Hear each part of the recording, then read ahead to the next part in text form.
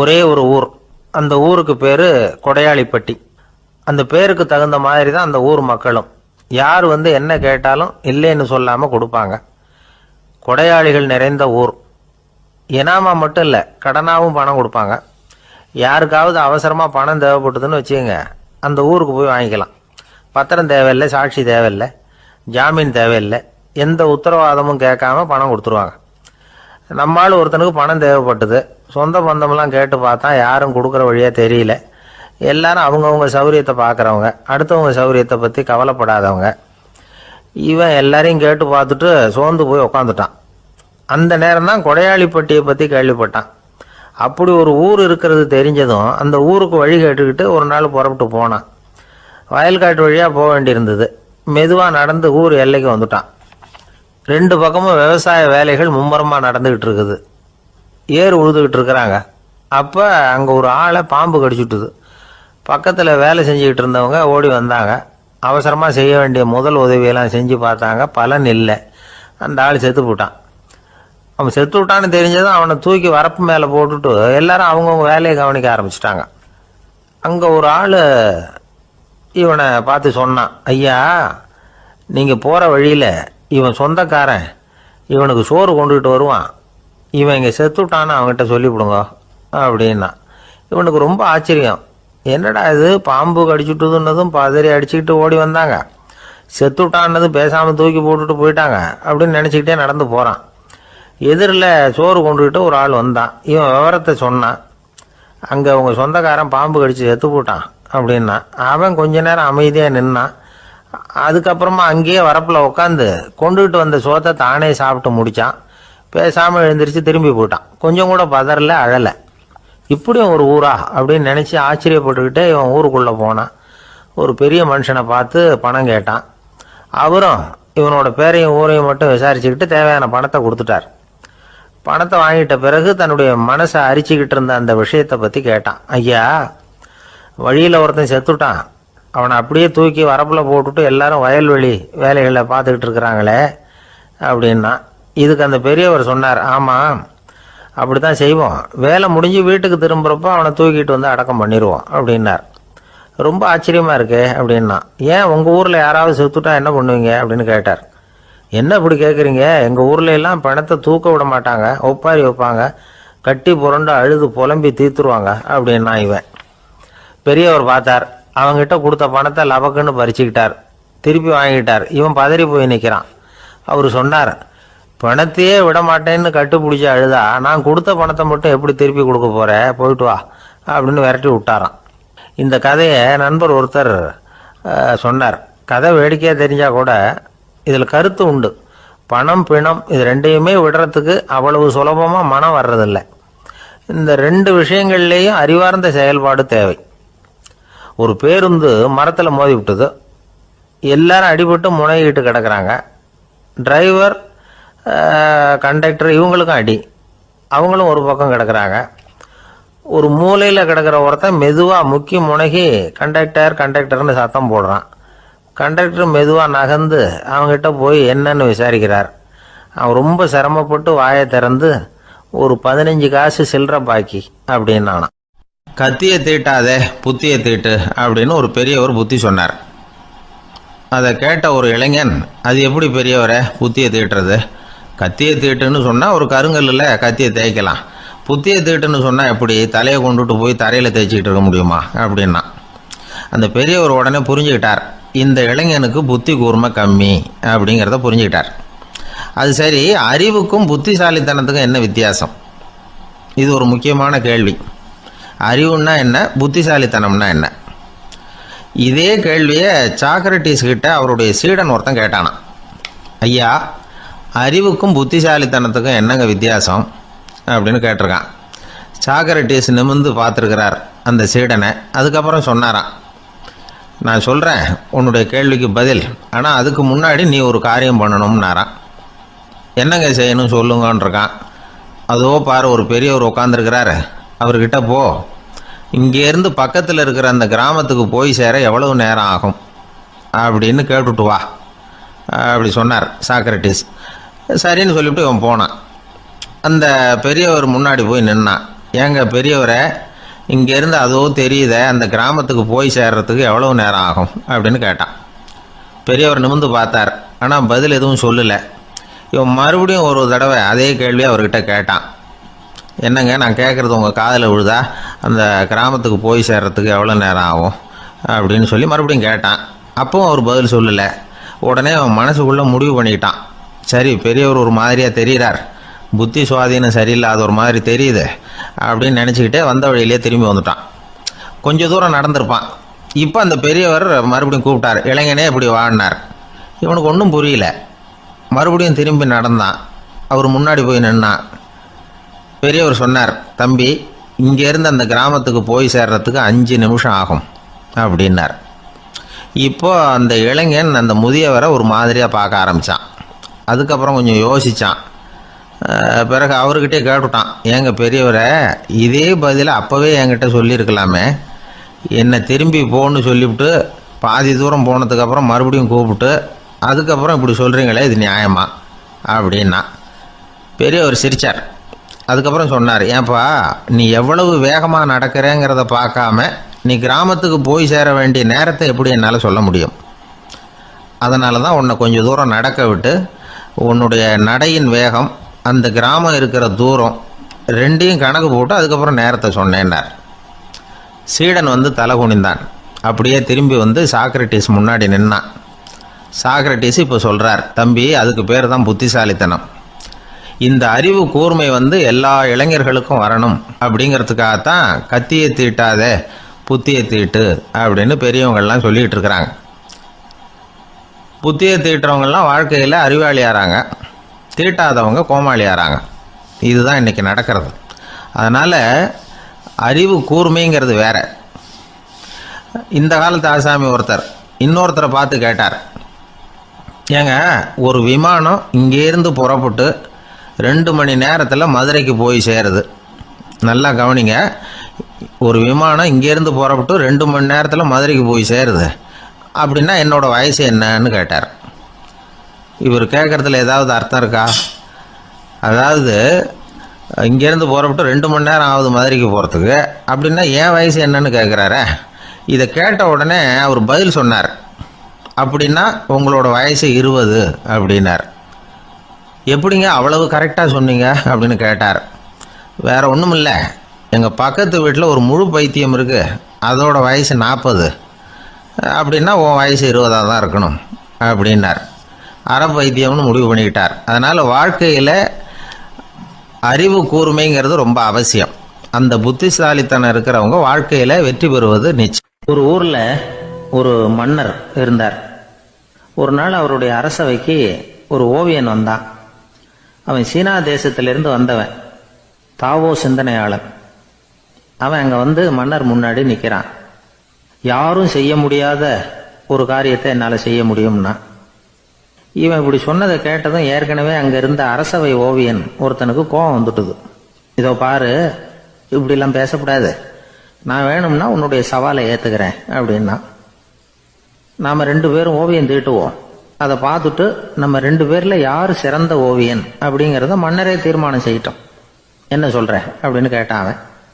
அவனும் சரின்னு ஒத்துக்கிட்டான். போட்டி ஆரம்பமாச்சு. அரசர் அவங்களுக்கு 2 சுவர்களை ஒதுக்கி கொடுத்தார். 6 மாத காலம் அவகாசம் கொடுத்தார். 2 ஓவியர்களும் அவங்கவுங்க வேலையை ஆரம்பித்தாங்க. இரவு பகலாக வேலை செய்ய ஆரம்பிச்சுட்டாங்க. 6 மாதம் முடிஞ்சது. அரசர் வந்து பார்த்தார். முதல்ல தன்னுடைய அரசவை ஓவியர் தீட்டி இருந்த ஓவியத்தை பார்த்தார். ரொம்ப பிரமாதமாக இருந்தது, பாராட்டினார்.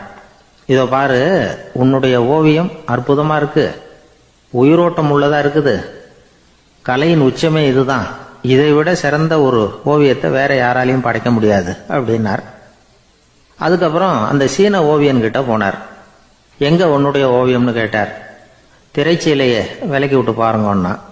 மன்னர் வந்து அந்த திரைச்சீலையை விளக்கினார். உள்ள வந்து ஓவியம் இருக்க வேண்டிய இடம் கண்ணாடி மாதிரி தெரிஞ்சுது. அவன் அந்த 6 மாச காலமா அந்த சுவரை வந்து தேய்ச்சி தேய்ச்சி கண்ணாடி மாதிரி ஆக்கி வச்சிருக்கிறான். அதுக்கு நேராக எதிர் சுவரில் அரசவை ஓவியம் தீட்டின ஓவியம் இருக்கு. அது எதிரில் இருந்த இந்த கண்ணாடியில் பட்டு பிரதிபலிக்குது. மன்னர் யோசனை பண்ண ஆரம்பிச்சார். அப்புறம் அந்த சீன ஓவியனை பார்த்து கேட்டார், இதை பாரு, நீ என்னுடைய ஆளை வந்து தோற்கடிச்சுட்ட அப்படிங்கிறதுல சந்தேகம் இல்லை. ஆனாலும் எங்களை ஏமாத்தி இருக்கிற, எந்த ஓவியமும் நீ வரையலையே அப்படின்னார். அரசே, இதுதான் உண்மையான ஓவியம், உயிருள்ள ஓவியம். இது வந்து மனோபாவங்களை பிரதிபலிக்கும், மாறுகின்ற காலங்களை அப்படியே காட்டும் அப்படின்னா அந்த சீன ஓவியன். கையால் வரைகிற ஓவியங்களில் சலனம் இல்லை. கண்ணாடி அப்படி கிடையாது. சக்தியின் ஓட்டம் அதில் எப்பவும் இருந்துகிட்டே இருக்கும். கண்ணாடி மட்டுமே ஜீவன் உள்ள ஓவியமா இருக்க முடியுங்கிறத அந்த சீன ஓவியன் தெரிஞ்சு வச்சிருந்தான். ஏன்னா அவன் ஒரு தாவோ சிந்தனையாளன். ஒவ்வொரு குழந்தையும் இந்த கண்ணாடியோட தான் பிறக்குது. ஆனா நாம என்ன செய்யறோம்னா ஓவியங்களை கண்ணாடி மீது பதிப்பிச்சு விடுறோம்.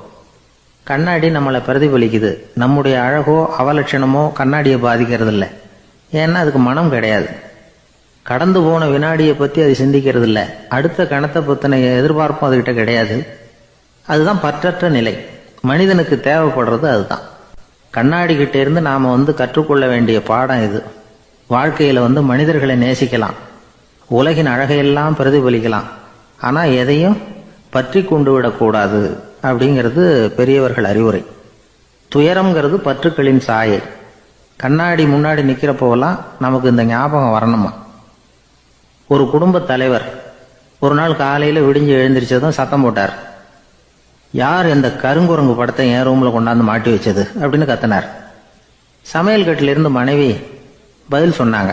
தூக்க கலக்கத்துல உளராதுங்க, நல்லா பாருங்க, அது படம் கிடையாது, முகம் பார்க்கிற கண்ணாடி அப்படின்னாங்க. சில பேர் ஆளை பார்த்தா 60 வயசு மாதிரி தோணும். உண்மையான வயசு என்னன்னு பார்த்தா 40 அல்லது 45.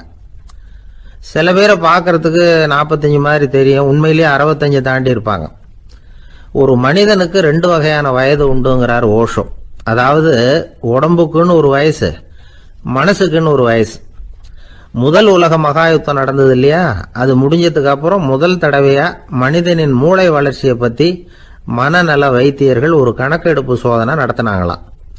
அது வரைக்கும் மனிதனுக்கு 2 வகையான வயது உண்டுன்னு யாரும் சிந்திச்சதே இல்லையா. அந்த உலக மகாயுத்தம் முடிஞ்சதுக்கு அப்புறம் மனிதனுடைய சராசரி மனதின் வயதை கணக்கிட்டு பார்க்கும் பொழுது அவங்களுக்குலாம் ரொம்ப அதிர்ச்சியா இருந்துதான். ஏன்னா அது ரொம்ப பின்தங்கிய நிலையில இருந்திருக்கு, வளர்ச்சி அடையாத நிலையில இருந்திருக்கு. அவங்க கண்டுபிடிச்ச பிரகாரம் அப்போ மனசோட சராசரி வயசு என்ன தெரியுமா, 14. அப்படின்னா பாத்துங்க, உடல் ரீதியா ஒருத்தரோட வயசு 70 கூட இருக்கலாம், ஆனா மனசோட வயசு 14 தான். இதுக்கு நேர்மாறா அமைஞ்சு போச்சுன்னு வச்சேங்க. அதாவது ஒருத்தருக்கு உண்மையிலேயே 14 வயசு, அதாவது உடலோட வயசு 14, அவரோட மனசின் வயசு 70ன்னு வச்சுக்கோங்க. இப்படி அமைஞ்சுட்டுதுன்னா அவர் சீக்கிரம் ஞானத்தன்மை அடைஞ்சிருவார் அப்படின்னு அர்த்தம். இப்ப நமக்கெல்லாம் உடம்போட வயசு மனசோட வயசு ரெண்டும் ஒன்னா இருந்துட்டா அதுவே போதும், அதுவே பெரிய விஷயம். இப்ப எமர்சன் கிட்ட போய் ஒருத்தர் கேட்டாராம், உங்க வயசு என்ன அப்படின்னு. அவர் உடனே பதில் சொல்லியிருக்கார், 360 வருஷம் அப்படின்னாராம். கேட்டவர் குழம்பி போயிட்டார். அவர் என்ன சொல்றாரு, 360 வயசா? என்ன நம்ம காதல தான் சரியா விழலையா? எமர்சன் எப்பவும் உண்மையை பேசுற ஒரு சிறந்த அறிவாளி, அவர் இப்படிலாம் பொய் சொல்ல மாட்டாரே அப்படின்னு ஒரு யோசனை பண்ணிக்கிட்டே இவர் மறுபடியும் அவர் கிட்ட போனாராம். ஐயா, நீங்க சொன்னது சரியா என் காதல விழல, அதனால மறுபடியும் கேட்கிறேன், உங்க வயசு என்ன அப்படின்னாராம். எமர்சன் மறுபடியும் சொல்லியிருக்கிறார், 360 வருஷம்னு. வந்தவருக்கு உண்மையிலேயே அதிர்ச்சியா போட்டுது. அதுக்கப்புறம் மெதுவா ஆரம்பிச்சாராம், ஐயா நீங்க சொல்றதை என்னால ஏத்துக்க முடியாது. எப்படி பார்த்தாலும் இப்போ உங்களுக்கு வயசு ஒரு 60க்கு மேல இருக்காதுன்னு நினைக்கிறேன் அப்படின்னாராம். நீங்க சொல்றது சரிதான், அது என் உடம்போட வயசுன்னாராம் எமர்சன். அப்படின்னா ஏற்கனவே நீங்க சொன்னது அப்படின்னு கேட்டிருக்காரு, அது என் மனசோட வயசு அப்படின்னாராம். நம்மளை பொறுத்த வரைக்கும் அறிவு வந்து தூசு படிஞ்சிருக்கு, அது மாதிரியே அன்பும் மாசுபட்டிருக்கு. இது ரெண்டையும் சுத்தம் பண்ண வேண்டியிருக்குது. அப்போதான் நாம சரியான வயசுல வாழ முடியும். ஒரு ஆசாமி இருக்கிறார், அவருக்கு உடம்போட வயசு அதிகம், மனசோட வயசு ரொம்ப குறைச்சல், குழந்தை மாதிரி. அவர் ஒரு ஆஸ்பத்திரியில படுத்திருக்கிறார். நர்சம்மா எல்லாருக்கும் மருந்து கொடுத்துட்டு போறாங்க.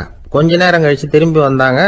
அப்ப இவர் அந்த அம்மாவை கூப்பிட்டு சொல்றாரு, இதை பாருங்க சிஸ்டர், நீங்க எல்லாருக்கும் சின்ன சின்ன மாத்திரையா கொடுத்துட்டு எனக்கு மட்டும் நீளமான மாத்திரையா கொடுத்துட்டீங்க, முழுங்கிறதுக்கு ரொம்ப கஷ்டமா போச்சு, இனிமே எனக்கும் சின்ன மாத்திரையா கொடுங்க சிஸ்டர் அப்படின்னாராம். அந்த அம்மா உடனே அதிர்ச்சியாகி தலையில அடிச்சுக்கிட்டாங்களாம். நான் கஷ்டப்பட்டு மாத்திரையை முழுங்கினத்துக்கு நீங்க ஏமா தலையில தட்டிக்கிறீங்க அப்படின்னு கேட்டிருக்காரு இவர்.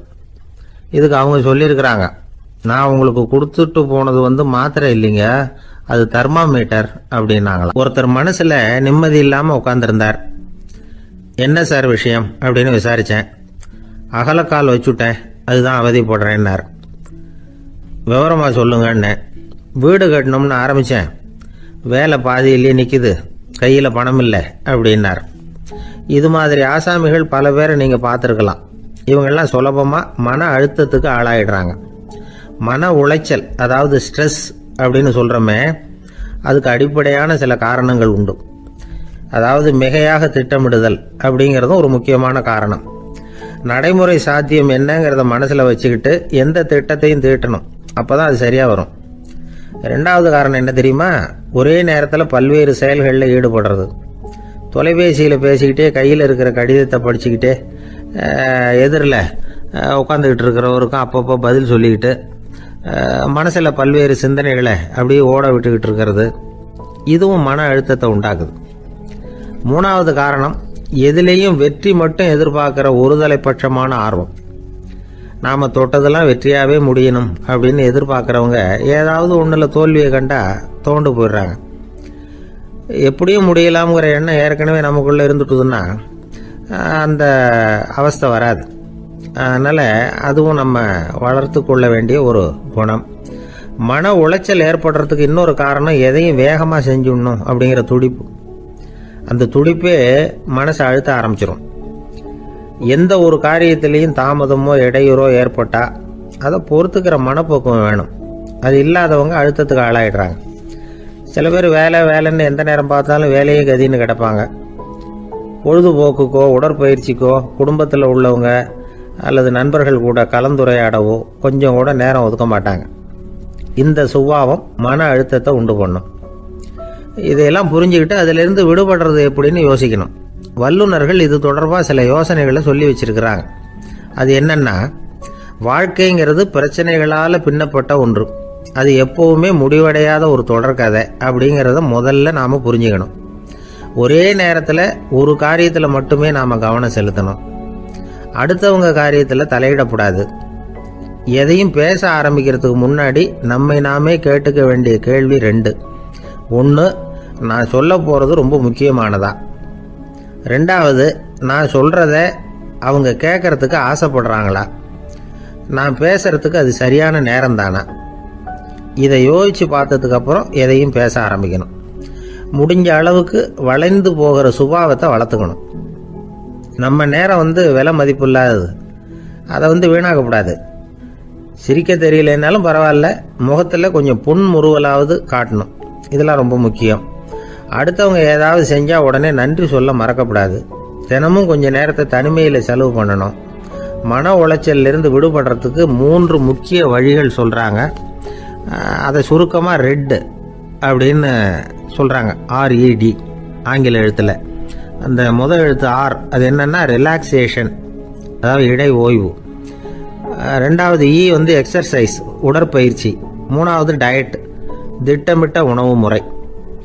அதனால் தியானம், மூச்சு பயிற்சி இதெல்லாம் இந்த இடை ஓய்வுக்கு வழிகள். எந்த வேலையையும் தொடர்ந்து செய்யக்கூடாது. எல்லார்கிட்டையும் கலகலப்பாக பழகணும். மாதத்துக்கு ஒரு நாளாவது குடும்பத்தோடு வெளியில் போயிட்டு வரணும்.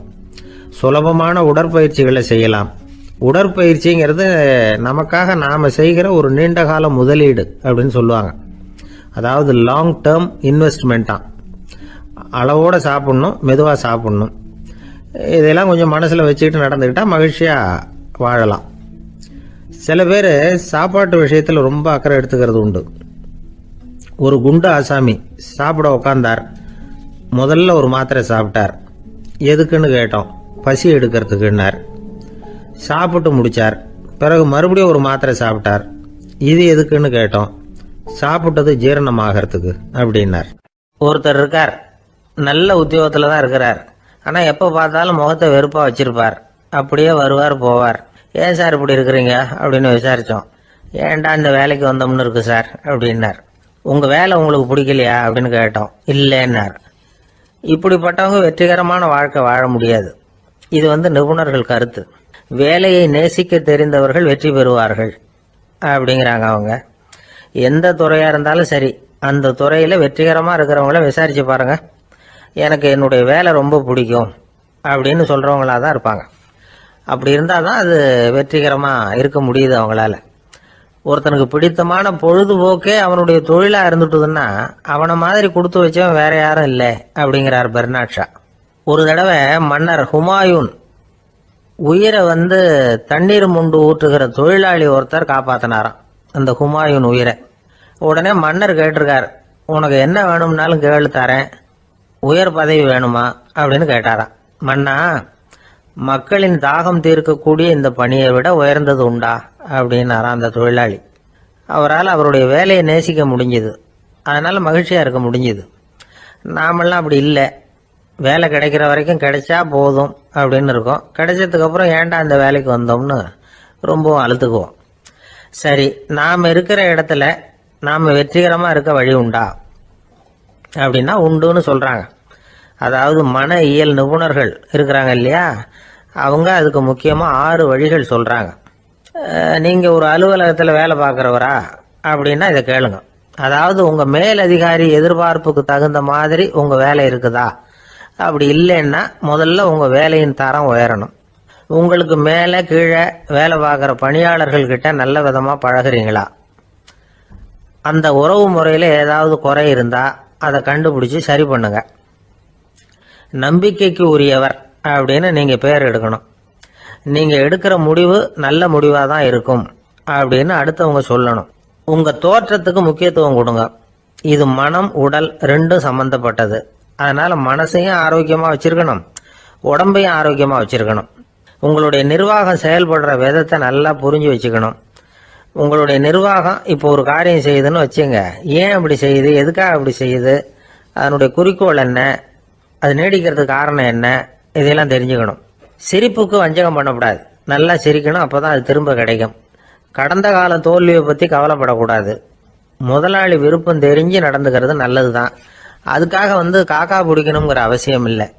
உங்களுக்கு ஒரு பொறுப்பான வேலை கிடைக்குது, உடனே சத்தம் குழப்பம் அப்படின்னு சூழ்நிலையை இறுக்கமா ஆக்கிடக்கூடாது. எந்த சூழலையும் இயல்பா கையாளக்கூடியவர் அப்படிங்கிறத காட்டணும். இதெல்லாம் உங்கள் துறையில நீங்கள் வெற்றி பெற நிபுணர்கள் சொல்ற யோசனைகள்.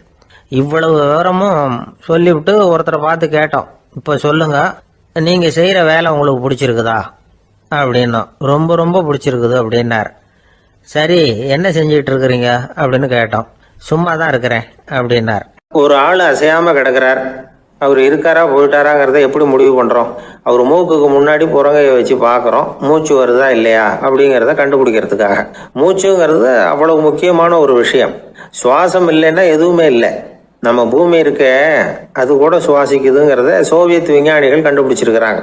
பூமிக்கு மேல இருக்கிற மண் அடுக்குல காற்றுல உள்ள ஆக்சிஜன் ஆக்சிகரணம் அடையுது அப்படின்னு தான் இதுவரைக்கும் எல்லாரும் நம்பிக்கிட்டு இருந்தாங்க. ஆனா இப்ப என்ன கண்டுபிடிச்சிருக்கிறாங்கன்னா, அந்த ஆக்சிஜன் பூமிக்குள்ள 1 கிலோமீட்டர் ஆழம் வரைக்கும் ஊடுருவி போகுதான். பூமிக்குள்ள 2 பக்கமும் பல கிலோமீட்டர் வரைக்கும் பரவுதான். பூமிக்குள்ள இருக்கிற நீர்நிலை அடுக்குகள் தான் நுரையீரல் செய்யற வேலையை செய்யுதான். நம்ம உடம்புல நுரையீரல் இல்லைன்னா ஒன்றும் நடக்காது. ஒரு மரத்தை தலைகீழா தொங்க போட்டா எப்படி இருக்கும் அப்படி யோசிச்சு பாருங்க. அப்படித்தான் இதுவும், நுரையீரலும் அப்படித்தான் இருக்கும். வலது பக்கம் ஒன்று, இடது பக்கம் ஒன்று. வலது பக்கம் நுரையீரல் கொஞ்சம் பெருசா இருக்கும், நுட்பமான நரம்பு குழாய்கள் அதுல இருக்கும். கோடிக்கணக்கான நுண்ணிய குழாய்களை வச்சுக்கிட்டு தான் அது வேலை செய்யுது. 25 கோடி குழாய்கள் இருக்கும். அது அப்படியே முழுசா பிரிச்சு பரப்புனா ஒரு டென்னிஸ் கோர்ட்ல பாதி பரப்பளவு இருக்குமா. நுரையீரல் நிறம் கருஞ்சிவப்பு தான். புகை அதிகமா உள்ள போச்சுன்னா அது கருப்பாயிடுது. காத்துல உள்ள பிராணவாயுவை இது இழுத்து எடுத்துக்கிட்டு ரத்தத்தை சுத்தப்படுத்துற முக்கியமான வேலையை இது செய்யுது. அசுத்த காத்தை வெளியில அனுப்பி வச்சிருது. ஒருத்தர் வேகமா ஓடி வர்றார், அவருக்கு மூச்சு இறைக்கும். பயங்கரமா எதையாவது பார்த்து விடுறார், உடனே மூர்ச்சி ஆயிடுவார். இது மாதிரி சமயங்கள்ல வேற எந்த தூண்டுதலும் இல்லாம நுரையீரல் தானாவே இயங்கும். இப்படி ஒரு அவசியம் ஏற்படுறப்போ இயக்கத்தை தூண்டி விடுற முக்கியமான இணைப்பு மூளைக்கு கீழே முதுகு எலும்புக்கு மேற்பகுதியில் இருக்குது. அது உடனே சுவாசத்துக்கு அவசர உதவியை கொடுக்குது. இப்ப ஒருத்தர் பேசாம உட்கார்ந்துருக்கார். இந்த சமயத்துல அவருக்கு 1 பங்கு காத்து தேவைப்படுதுன்னு வச்சுக்கோங்க. அவர் எழுந்திரிச்சு நடக்கும் பொழுது 1.5 மடங்கு தேவைப்படும். ஓடுனாருன்னா 3 மடங்கு தேவைப்படும். படுத்திருக்கிறப்ப 1/2 மடங்கு தான் தேவைப்படும். இதுக்கு நிமிஷத்துக்கு 16 தடவை மூச்சு விட்டாகணும். இப்படி சாதாரணமாக உள்ளே இழுக்கிற காற்று கொஞ்சம்தான் இருந்தாலும் இது மாதிரி 8 மடங்கு காற்றை வந்து உள்ளே இழுத்து வச்சுக்கிற சாமர்த்தியம் நுரையீரலுக்கு இருக்குதான். தண்ணி, நுண்கிருமிகள், ரசாயன பொருள் இப்படி எது உள்ளே போனாலும் நுரையீரல் சமாளிச்சுக்கும். 30 வருஷமா விடாத புகை பிடிக்கிறவர் தொடர்ந்து உள்ள அனுப்பி வைக்கிற புகையை கூட சமாளிக்குதுன்னா பார்த்துங்களேன். உள்ளே போகிற புகை நுட்பமான சுவாச முடிச்சுகளை அழிச்சு விடுது.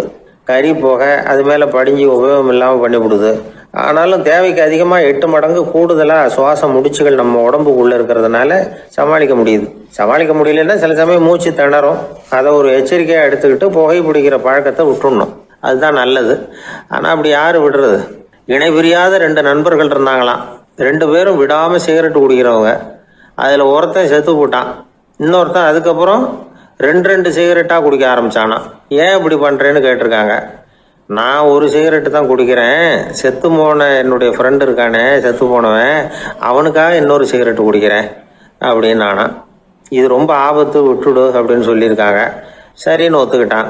ஆனால் அதுக்கப்புறமும் ஒரு சிகரெட் வீதமாக குடிச்சிக்கிட்டே இருந்தான். சிகரெட்டு பழக்கத்தை நீ இன்னும் விடலையான்னு கேட்டாங்களாம். அந்த பழக்கத்தை நான் எப்போ விட்டுட்டேன், இப்போ நான் குடிக்கிறது என் ஃப்ரெண்டுக்காக அப்படின்னு நானா. இவங்கெல்லாம் எப்படி திருந்துறது? ஒரு ஊரில் ஒரு கோயில் இருந்தது. ரொம்ப பழைய கோயில். உள்ளே போகிறதுக்கே பயமாக இருக்கும். எந்த நேரத்தில் இடிஞ்சு விழுந்துருமோ அப்படிங்கிற பயம். அப்படி இருந்ததுனால யாரும் துணிஞ்சு சாமி கும்பிடுறதுக்கு அங்கே போகிறதில்ல. கோயிலுக்கு வர்ற கூட்டம் கொஞ்சம் கொஞ்சமாக குறைய ஆரம்பிச்சுட்டுது. கோயில் நிர்வாகிகள் எல்லாரும் கூடி உட்காந்து பேசினாங்க. என்ன பண்ணலாம்னு யோசனை பண்ணாங்க. எந்த இடம் மோசமாக இருக்கோ அந்த இடத்த பழுது பார்த்தாங்க. அங்கே எங்கே வர்ணத்தை பூசி கொஞ்சம் அழகுபடுத்தி பார்த்தாங்க. ஏதோ இந்த ஊரில் கோயில்னு ஒன்று இருக்குது, அது மக்களுக்கு தெரியணும் அப்படிங்கிறதுக்காகத்தான் அப்படிலாம் பண்ணாங்க. இருந்தாலும் கோவில் இருக்கிற நிலைமை மக்களுக்கு தெரியும். அதனால் அங்கே வர்றது குறைச்சிக்கிட்டாங்க அவங்க. ஒரு கட்டத்தில் யாருமே வர்றதில்லை. நிலைமை அந்த அளவுக்கு ஆயிட்டுது.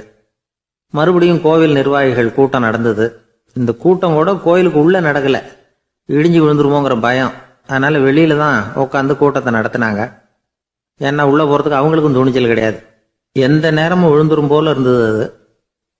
அது வழியாக போகிறவங்க கூட வேகமாக அந்த இடத்த கடந்து போக ஆரம்பிச்சிட்டாங்க. கோவில் நிர்வாகிகள் வெளியில் உட்காந்து கூட்டம் போட்டாங்க இல்லையா, அந்த கூட்டத்தில் 4 தீர்மானங்களை நிறைவேற்றினாங்க.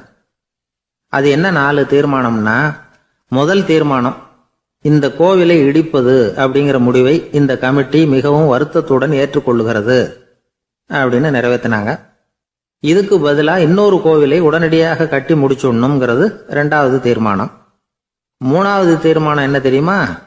பழைய கோவிலின் கதவுகள், அதிலிருந்து பிரித்து எடுக்கிற செங்கல், இதையே புது கோவில் கட்டுவதற்கு பயன்படுத்தி கொள்ள வேண்டியது. பழைய கோவில் இருந்த மாதிரியே அதே வடிவத்தில் புது கோவிலையும் கட்ட வேண்டியது. பழைய கோவிலின் அஸ்திவாரத்தை அப்படியே வச்சுக்கிட்டு அதுக்கு மேலே நாம் கோவிலை கட்டிக்க வேண்டியது. இதுதான் 3வது தீர்மானம். இதையும் கமிட்டி முழு மனசோட ஏற்றுக்கிட்டது. இது வரைக்கும் சரி. இப்போ அந்த கமிட்டி 4வதா ஒரு முக்கியமான தீர்மானத்தை கொண்டுகிட்டு வந்து அதையும் ஏகமனதாக நிறைவேற்றி விட்டது. அது என்ன தீர்மானம்னா, புதிய கோவில் கட்டி முடிக்கிற வரைக்கும் பழைய கோவிலை இடிக்கிறதில்லை அப்படிங்கிற தீர்மானம். எப்படி இருக்குது பாருங்க இது.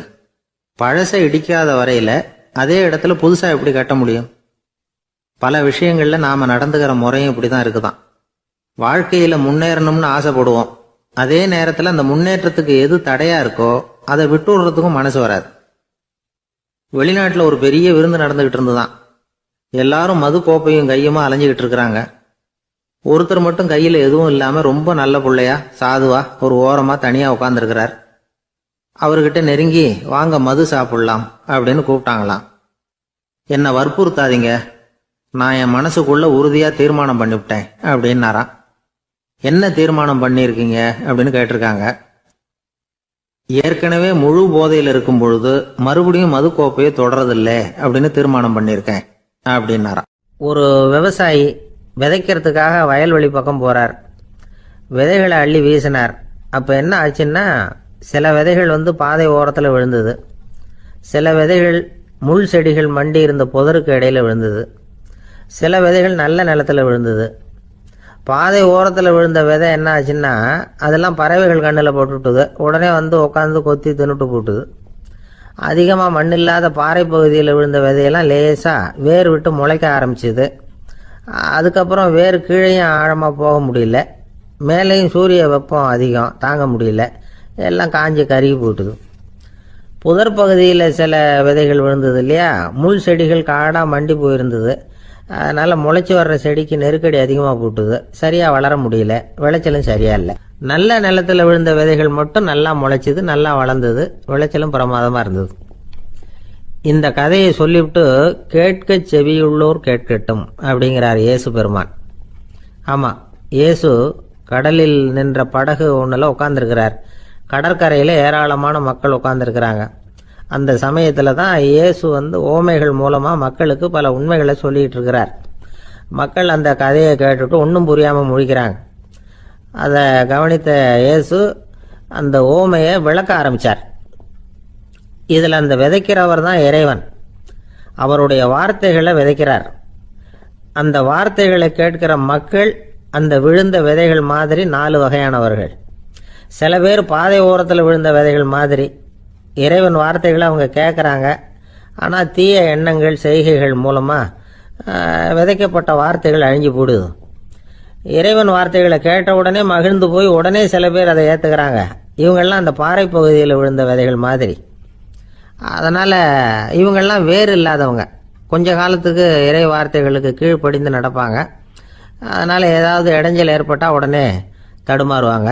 தங்கள்கிட்ட இருக்கிற நல்ல பண்புகளை விட்டுட்டு பாவ வழிகளுக்கு போயிடுவாங்க.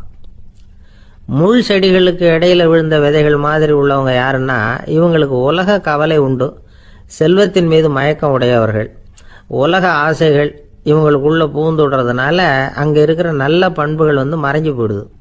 அதனால் அவங்களும் உபயோகம் இல்லாதவங்களாக ஆயிடுறாங்க. நல்ல மனிதர்கள் நல்ல நிலத்தில் விழுந்த விதைகளுக்கு ஒப்பானவர்கள். இவங்க இறை வார்த்தையை கேட்குறாங்க, அதை ஏற்றுக்கிறாங்க, அவங்களும் நல்லபடியாக வாழுறாங்க, அடுத்தவங்களுக்கும் உபயோகமாக இருப்பாங்க. இதுதான் இயேசு சொன்ன விளக்கம்.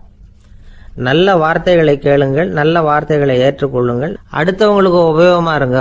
இதுதான் பெரியவங்கள்லாம் நமக்கு சொல்லுகிற உபதேசம். ஒரு அப்பா தன்னுடைய மகனுக்கு உபதேசம் பண்ணார். இதை பாருப்பா, நல்ல வார்த்தைகளை கேட்கணும், எப்போதுமே மகன் அப்பா பேச்சை கேட்கறது நல்லது அப்படின்னாராம். நீ ஏதாவது ஒரு தப்பு பண்ணால் என் தலையில் ஒரு முடி நரைச்சி வெள்ளையா போடும்பா, நீ செய்கிற ஒவ்வொரு தப்புக்கும் என் தலையில் ஒவ்வொரு முடி வெள்ளையாயிடும் அப்படின்னாராம். பையன் யோசிச்சான், அப்பா இப்போதான் எனக்கு புரியுது, தாத்தாவோட தலைமுடி பூராவும் வெள்ளையா இருக்கிறதுக்கு என்ன காரணம்ங்கிறது எனக்கு இப்போதான் புரியுது அப்படின்னானா. ஜெருசலேம் அங்க உள்ள ஒரு தேவாலயம், அதுல உள்ள பலிபீடத்தின் முன்னாடி ஒரு பெட்டி உண்டு. அது காணிக்கை பெட்டி. ஆலயத்துக்கு வர்றவங்க பிரார்த்தனை பண்ணிவிட்டு திரும்பி போற சமயத்துல அந்த பெட்டியில காணிக்கை போடுவாங்க. அவங்களால எவ்வளவு முடியுமோ அவ்வளவு போடுறது வழக்கம். அவங்கவுங்க வசதிக்கு தகுந்த மாதிரி போடுவாங்க. வசதி உள்ளவங்களா இருந்தாலும் சரி, வசதியே இல்லாத வறியவர்களா இருந்தாலும் சரி, ஆலய காணிக்கை பெட்டியில காசு போடுறது அவங்களுக்கு ரொம்ப பெருமையான ஒரு செயல். ஒரு சமயம் இயேசு தம்முடைய சீடர்களோடு அந்த ஆலயத்துக்கு வர்றார். அங்க உட்காந்து ரொம்ப நேரம் வழிபாடு பண்ணிட்டு இருக்கிறார். சீடர்களும் அந்த ஜபத்துல கலந்துக்கிட்டாங்க. வழிபாடு முடிஞ்சுது. இயேசு உட்கார்ந்துருக்கிறார். காணிக்கை பெட்டியில காசு போடுறவங்கள கவனிக்கிறார். சீடர்களும் அதையே கவனிச்சுக்கிட்டு இருக்கிறாங்க. ரொம்ப பேர் வரிசையா வந்தாங்க. அவங்களால முடிஞ்ச அளவுக்கு காசு போட்டுட்டு அவங்க பாட்டுக்கு போய்கிட்டு இருக்கிறாங்க. வசதியானவங்க நிறைய பேர் வந்தாங்க. அதுக்கு மத்தியில் வயசான ஒரு அம்மா, அவங்களும் காசு போட்டுட்டு போறாங்க. இப்போ இயேசு தன்னுடைய சீடர்கள் பக்கம் திரும்பினார். ஒரு கேள்வி கேட்டார். இப்போ இந்த காணிக்கை பெட்டியில நிறைய பேர் காசு போட்டுட்டு போறத நீங்க கவனிச்சிங்க. இன்னைக்கு இந்த காணிக்கை பெட்டியில ரொம்பவும் அதிகமா காசு போட்டது யார் அப்படின்னு கேட்டார். முதல்ல வந்தார ஒரு பெரிய மனுஷன், அவர் தான் அதிகமா போட்டார் அப்படின்னாரு ஒருத்தர். மூணாவதா வந்தவர் தான் அதிகமா போட்டார், நான் கவனிச்சேன் அப்படின்னாரு இன்னொருத்தர். இப்படி ஆளுக்கு ஒரு விதமா சொல்றாங்க. கடைசியா இயேசு சொன்னாராம், இன்றைக்கு அந்த பெட்டியில அதிகமா காசு போட்டவங்க அந்த வயசான அம்மா தான் அப்படின்னாராம். சீடர்களுக்கு ஒன்றும் புரியல. அந்த அம்மா ரொம்பவும் ஏழையாச்சே, அவங்க எப்படி அதிகமா காணிக்கை செலுத்த முடியும் அப்படிங்கறது அவங்க சந்தேகம். இயேசு விளக்குனார். நிறைய பேர் வந்தாங்க, நிறையவே காசுகள் போட்டாங்க, அது உண்மைதான். ஆனாலும் அந்த அம்மா என்ன பண்ணாங்க கவனிச்சிங்களா? வந்தாங்க, தன்னுடைய காசு பைய திறந்தாங்க, அப்படியே கொட்டுனாங்க. அதுல இருந்தது 2 காசுகள் தான். அந்த 2 காசும் காணிக்கை பெட்டியில விழுந்துட்டுது. மற்றவங்கெல்லாம் தங்கள்கிட்ட இருந்த செல்வத்தின் ஒரு சிறு பகுதியை எடுத்து பெட்டியில போட்டாங்க. ஆனா இந்த அம்மா தன்கிட்ட என்ன இருந்ததோ அதை அப்படியே போட்டுட்டாங்க. தன்னுடைய பிழைப்புக்காக வச்சிருந்த அவ்வளவையும் இழக்கிறதுக்கு தயாராயிட்டாங்க. அவ்வளவு தாராள மனசு அவங்களுக்கு. அதனால அவங்க செலுத்தின காணிக்கை தான் அளவுல அதிகம் அப்படின்னார். விலை மதிப்பில்லாத முத்து புதையல் ஒருத்தனுக்கு கிடைக்க போகுதுன்னு வச்சுக்கோங்க. அதன் மதிப்பை உணர்ந்தவன் என்ன பண்ணுவான்? அதை அடையறதுக்காக தன்கிட்ட இருக்கிற எதையும் கொடுக்கறதுக்கு தயாரா இருப்பான் இல்லையா? அது மாதிரிதான் இதுவும் அப்படின்னார். உலக மதிப்பீடுகளை துரும்பா தூசியா மதிச்சு அதையெல்லாம் உதறி விடுகிறவன் இறையருள் அப்படிங்கிற இணையில்லாத செல்வத்தை பெறுகிறான் அப்படிங்கிறது இதுல உள்ள கருத்து. இறைவனுக்காக இழப்பதுன்னா துன்பப்படுகிறவர்களுக்காக, ஏழைகளுக்காக, ஏதுமற்றவர்களுக்காக இழப்பது அப்படின்னு அர்த்தம். உங்கள் அயலானுக்கு நீங்கள் என்ன உதவி செய்தாலும் அதை எனக்கே செய்கிறீர்கள் அப்படின்னு இயேசு சொல்லியிருக்கிறார். அடுத்தவங்களுக்கு உதவணுங்கிற குணம் இன்னைக்கு ரொம்ப குறைஞ்சு போச்சு. ஒருத்தன் வாழைப்பழத்தோல் வழுக்கி கீழே விழுந்துட்டான். பக்கத்தில் இருந்த நண்பன் உடனே இவனை தூக்கிக்கிட்டு போய் ஆஸ்பத்திரியில் சேர்த்துட்டான். அதுக்கப்புறம் சொன்னான், நீ அந்த வாழைப்பழத்தோலில் காலை வைக்க போகிறத முன்னாடியே நான் கவனிச்சுட்டேன் அப்படின்னானா. அப்படின்னா அப்போவே நீ எனக்கு உதவி செஞ்சிருக்கலாமே அப்படின்னானா அவன்.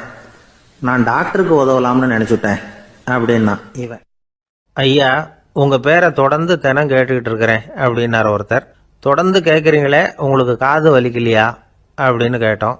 பேசுகிற உங்களுக்கே வாய் வலிக்கல அப்படிங்கிறப்போ கேட்குற எங்களுக்கு எப்படி காது வலிக்கும் அப்படின்னார். நம்ம உடம்புல ஒரு அதிசயம் என்ன தெரியுமா? ரொம்ப நேரம் நாம் நடக்கிறோம்னு வச்சுக்கோங்க, கால் வலிக்கும். ரொம்ப நேரம் வேலை செஞ்சால் கை வலிக்கும், உடம்பு வலிக்கும். ரொம்ப நேரம் பார்த்துக்கிட்டே இருந்தால் கண்ணு வலிக்கும்.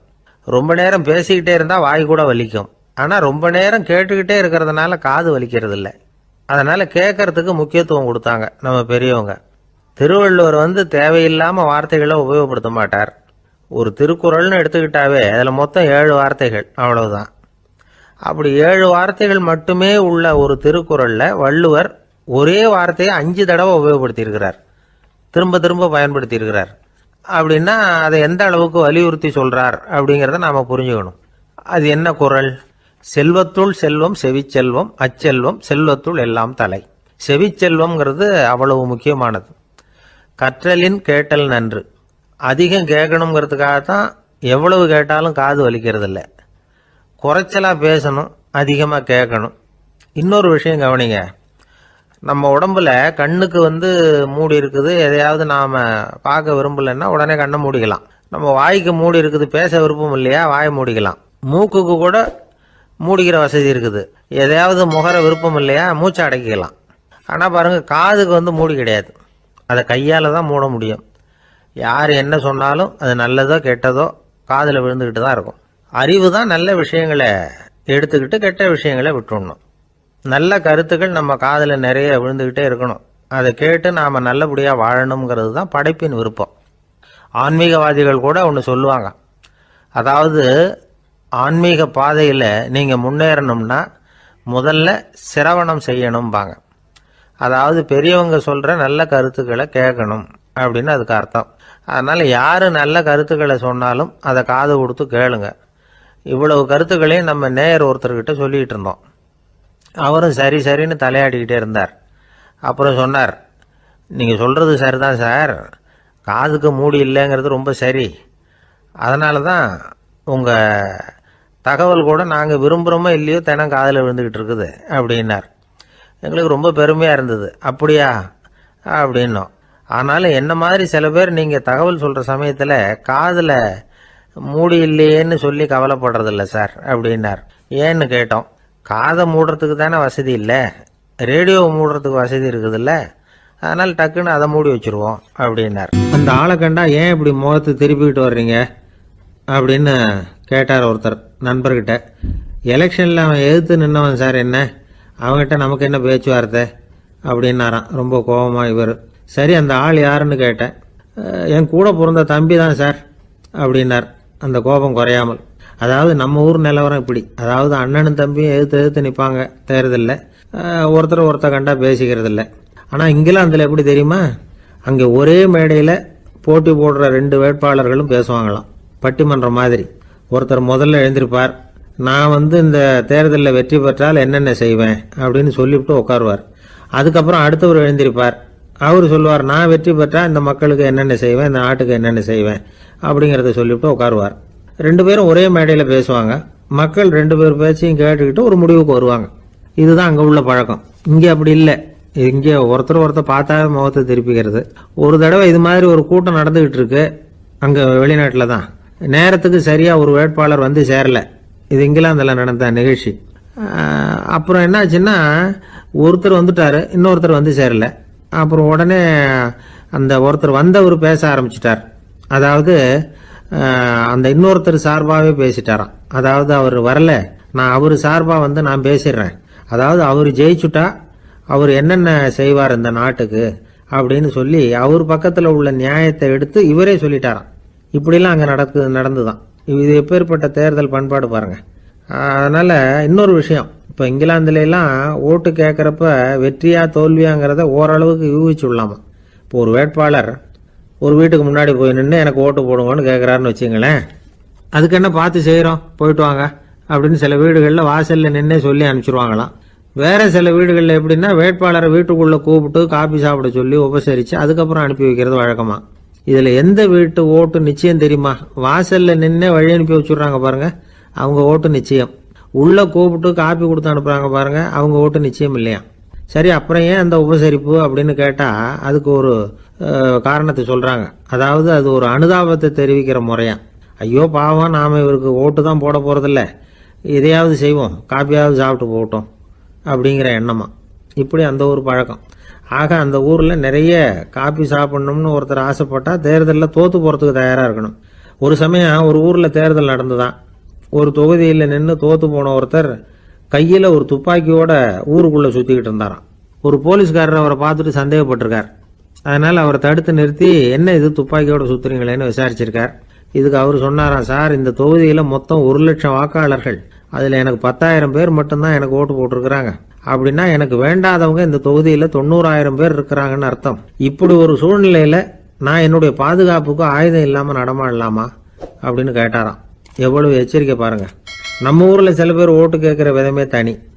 ஒருத்தர் ரொம்ப சாமர்த்தியமாக ஓட்டு கேட்பாராம். அவர் எப்படின்னா, ஒரு வீட்டுக்கு போறாருன்னு வச்சுங்களேன், அந்த நேரம் அந்த வீட்டுக்காரரு என்ன செஞ்சுக்கிட்டு இருக்கிறாரோ அதே வேலையை இவரும் கொஞ்ச நேரம் செய்வாராம், அவருக்கு ஒத்தாசையா. அதுக்கப்புறம் மெதுவாக பேச்சு கொடுப்பார், ஓட்டு கேட்பார். இது மாதிரி எலெக்ஷனில் நிற்கிறேன், கவனிக்கணும்னு. அது மாதிரி ஒரு தடவை அவர் போனப்ப அங்கே வந்து அவர் என்ன பண்ணிட்டு இருக்காரு, வீட்டுக்கு பின்னாடி மாட்டு கொட்டையில் பால் கறந்துகிட்டு இருக்கார் ஒரு பசுமாட்டுக்கிட்ட. அந்த வீட்டில் இவர் ஓட்டு கேட்க போனவர் இவர் ஓடி போய் இன்னொரு சொம்பை எடுத்துக்கிட்டு அதே மாட்டுக்கு இன்னொரு பக்கம் போய் உட்காந்துக்கிட்டு இவரும் பால் கறக்க ஆரம்பிச்சிட்டார். எதிர உட்காந்துட்டு இருக்காரு அவரு, இவர் இந்த பக்கம் உட்காந்துருக்கார். கீழே கொஞ்சம் குனிஞ்சு பார்த்தா ஒருத்தர் முகத்தை ஒருத்தர் பார்க்கலாம். கொஞ்ச நேரம் ஆனதுக்கு அப்புறம் இவர் மெதுவாக அவர்கிட்ட பேச்சு கொடுத்தாராம். இது மாதிரி நான் எலெக்ஷனில் நிற்கிறேன், நீங்கள் ஓட்டு போடணும், அதுக்காக தான் வந்தேன்னாராம். அது முடியாதுங்களேன்னாராம் அவர். ஏன்னு கேட்டிருக்கார். நான் இந்த வீட்டுக்காரன் இல்லை, நானும் உன்ன மாதிரி ஓட்டு கேட்க வந்தவன் தான் அப்படின்னாராம் அவர். ஒரே ஒரு ஊர்ல ஒரு ராஜா இருந்தார். அவர் பேர்ல மக்களுக்கு ரொம்ப மரியாதை. அவ்வளவு நல்லா ஆட்சி புரிஞ்சுக்கிட்டு வந்தார். அவருக்கு வயசாயிட்டுது. அதனால ஒரு நாள் அமைச்சரை கூப்பிட்டார். இதை பாருங்க, எனக்கு வயசாயிட்டுது, அதனால இந்த அரச பொறுப்பை எல்லாம் நீங்க ஏத்துக்குங்க அப்படின்னார். அதுக்கப்புறம் ராணியை கூப்பிட்டார். வா, நாம இனிமே இங்க இருக்க வேணாம், காட்டுக்கு போய் தவம் பண்ணலாம் அப்படின்னு கூப்பிட்டார். இந்த செய்தி மக்களுக்கு அறிவிக்கப்பட்டது. மக்கள் உடனே கூட்டம் கூட்டமா அரண்மனைக்கு வர ஆரம்பிச்சுட்டாங்க. மன்னரை போய் பாக்குறாங்க. அரசே, தாங்கள் வந்து எங்களுக்கு தந்தை மாதிரி, நீங்க காட்டுக்கு போயிட்டா நாங்கள்லாம் இங்க எப்படி இருக்க முடியும்? எங்களுக்கெல்லாம் எந்த துன்பமும் இல்லாம பாத்துக்கிட்டு வர்றீங்க. இது மாதிரியான ஒரு அரசாட்சி இல்லைன்னா மக்கள் வந்து வாழ்ந்து என்ன பயன் அப்படின்னாங்க. இருந்தாலும் என்ன பண்றது, வயசாயிட்ட காரணத்தினால இந்த முடிவுக்கு வர வேண்டி இருக்குது அப்படின்னாரா ராஜா. அப்படின்னா நீங்க காட்டுக்கு போக வேணாம், நாங்க போறோம். நாங்க அங்க போய் தவம் பண்றோம், வழிபாடு பண்றோம், கடவுள் வருவார், அவர்கிட்ட வரம் வாங்கிட்டு வந்துடுறோம் அப்படின்னாங்களாம். அப்படி சொல்லிவிட்டு உடனே எல்லாரும் காட்டுக்கு போனாங்க. நாட்டு மக்கள் எல்லாரும் ஒட்டு மொத்தமா வந்து காட்டுல உட்காந்துக்கிட்டு தவம் பண்றதை பார்த்தார் கடவுள். உடனே புறப்பட்டு வந்தார். எல்லாரும் இப்படி வந்து உட்காந்துருக்கிறீங்களே, என்ன வேணும் உங்களுக்கு அப்படின்னு கேட்டார். உடனே மக்கள் எல்லாரும் ஒரு குரல்ல சொன்னாங்க, சுவாமி, எங்கள் மன்னன் ரொம்ப நாளைக்கு நல்லபடியா இருக்கணும். அவர் வந்து மகிழ்ச்சியாகவும் உடல் நலத்தோடும் இருந்தாதான் நாங்கள் அமைதியாக வாழ முடியும் அப்படின்னாங்க. சரி, அதுக்கு என்ன செய்யணும் அப்படின்னாரு ஆண்டவன். எங்கள் மன்னருக்கு இன்னும் ஒரு 100 வருஷம் ஆயுளை கொடுங்க அப்படின்னாங்க.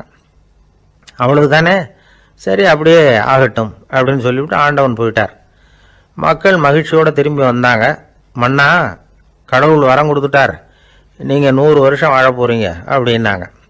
இதை கேட்டதும் ராணி ராஜாவை வணங்கி நான் தவம் செய்ய போகிறேன் அப்படின்னு புறப்பட்டாங்க. உடனே மக்கள் என்ன நினச்சாங்க தெரியுமா? ஐயோ, நாம் ராஜாவுக்கு மட்டும்தானே நீண்ட ஆயுள் வேணும்னு வரம் வாங்கினோம், ராணிக்கு வாங்கலையே, அதுதான் கோபத்தில் புறப்பட்டாங்க போல இருக்கு அப்படின்னு நினச்சி வருத்தப்பட்டாங்க. ஆனால் ராணி நினச்சது அது இல்லை. ராணி போய் தவம் பண்ணாங்க, கடவுள் காட்சி கொடுத்தார். இவங்க கேட்குறாங்க, சுவாமி, ராஜாவுக்கு மட்டும் 100 வருஷம் ஆயுள்னு வரம் கொடுத்துட்டீங்க, அப்படின்னா குடிமக்களும் 100 வருஷம் இருக்கணும். இப்படிப்பட்ட குடிமக்கள் இல்லைன்னா அப்படிப்பட்ட அரசன் இருந்து என்ன பிரயோஜனம் அப்படின்னாங்களாம். ஆண்டவன் பார்த்தார், சரி அவங்களும் 100 வருஷம் வாழ்வாங்க, அது மட்டும் இல்லை நீயும் 100 ஆண்டு காலம் வாழ வரமளிக்கிறேன் அப்படின்னு சொல்லிவிட்டு மறைஞ்சிட்டார். இதில் ஆண்டவன் வர்றதும் மறையறதும் முக்கியம் இல்லை. இதில் கவனிக்க வேண்டியது ஆள்கிறவனின் விசாலமானம், குடிமக்களின் விசாலமானம், ஆள்கிறவன் மனைவியினுடைய விசாலமானம். இப்படி ஒரு நாடு இருந்துட்டுதுன்னா எப்படி இருக்கும் வாழ்க்கை நினைச்சு பாருங்க. அதனால தான் பெரியவங்கள்லாம் சொல்றாங்க, இதய வாசல் திறந்தே இருக்கணும், இதயத்தின் கதவுகளை மூடாதீங்க அப்படின்னு சொல்லுவாங்க. என்கிட்ட ஒருத்தர் சொன்னார், என்னுடைய இதய வாசல் எப்பவும் திறந்தே தான் இருக்குதுன்னார். எதனால் அப்படி சொல்றீங்க அப்படின்னு கேட்டோம். டாக்டரே சொல்லிவிட்டார், என்னுடைய இதயத்தில் ஒரு ஓட்டை இருக்குது அப்படின்னு, வால்வு சரியில்லையா அப்படிங்க. ஒருத்தர் குதிரை ரேஸுக்கு போனார், பணம் கட்டினார், தோற்று போயிட்டார். மறுபடியும் போனார், பணம் கட்டினார், தோற்று போனார். அடுத்த தடவையும் பணம் கட்ட போனப்போ அவரை தடுத்து கேட்டோம், ஏன் சார் ஏற்கனவே விட்டது போதாதா, இன்னமும் இருக்கிறத விடணுமா அப்படின்னு கேட்டோம். விட்டதையெல்லாம் மொத்தமாக எடுக்க வேணாமா சார், அதுக்காக தான் தொடர்ந்து பணம் கட்டுறேன்னார் அவர். இவரை திருத்துறது ரொம்ப கஷ்டம். இது ஒரு மனநோய். மனநோய்களில் பல வகை உண்டு. மனநோய்கள் பிரிவு அட்டவணையில் சூதாட்டம்ங்கிறது அவதியுறும் நோய் அப்படிங்கிற தலைப்பில் வருது. சூதாட்டம் 2 வகைப்படும்னு சொல்கிறாங்க உளவியல் நிபுணர்கள். ஒரு வகை எப்படின்னா, நண்பர்களோடு சேர்ந்துக்கிட்டு மகிழ்ச்சியும் கிளர்ச்சியும் அடையிறதுக்காக ஈடுபடுறது, பிரச்சனைகளை தீர்க்கறதுல ஒரு ஆர்வம், கேளிக்கைக்காக கொஞ்சம் விட்டு பிடிக்கிறது அப்படிங்கிற மனுஷனுடைய அடி மனசில் உள்ள விபரீத பிணைய சுபாவம், இதெல்லாம் அதுக்கு காரணம். இன்னொரு வகை எப்படின்னா, சூதாட்டத்தில் ஈடுபட்டு ஒரு கட்டாய நிலைமைக்கு ஆளாயிடுறது, ஈடுபடு அப்படின்னு மனசு ஒரு வெறித்தன்மையை தூண்டிக்கிட்டே இருக்கும். இப்படிப்பட்டவங்களுக்கு நாம் தோத்துக்கிட்டு இருக்கோங்கிறது தெரியும், நாம் ஜெயிக்கிறதுக்கான சந்தர்ப்பம் இல்லைங்கிறதும் தெரியும். இதனால நமக்கும் கஷ்டம், நம்ம சுற்றி இருக்கிறவங்களுக்கும் கஷ்டங்கிறதும் புரியும். அப்படி இருந்தும் சூதாடுவாங்க. இதுக்கு காரணம் சூதாடியின் பகற்கனவு அப்படிங்கிறாங்க நிபுணர்கள். இந்த நிலைமைக்கு கட்டாய சூதாட்டம் அல்லது நிர்பந்த சூதாட்டம் அப்படின்னு பேர் வச்சிருக்கிறாங்க.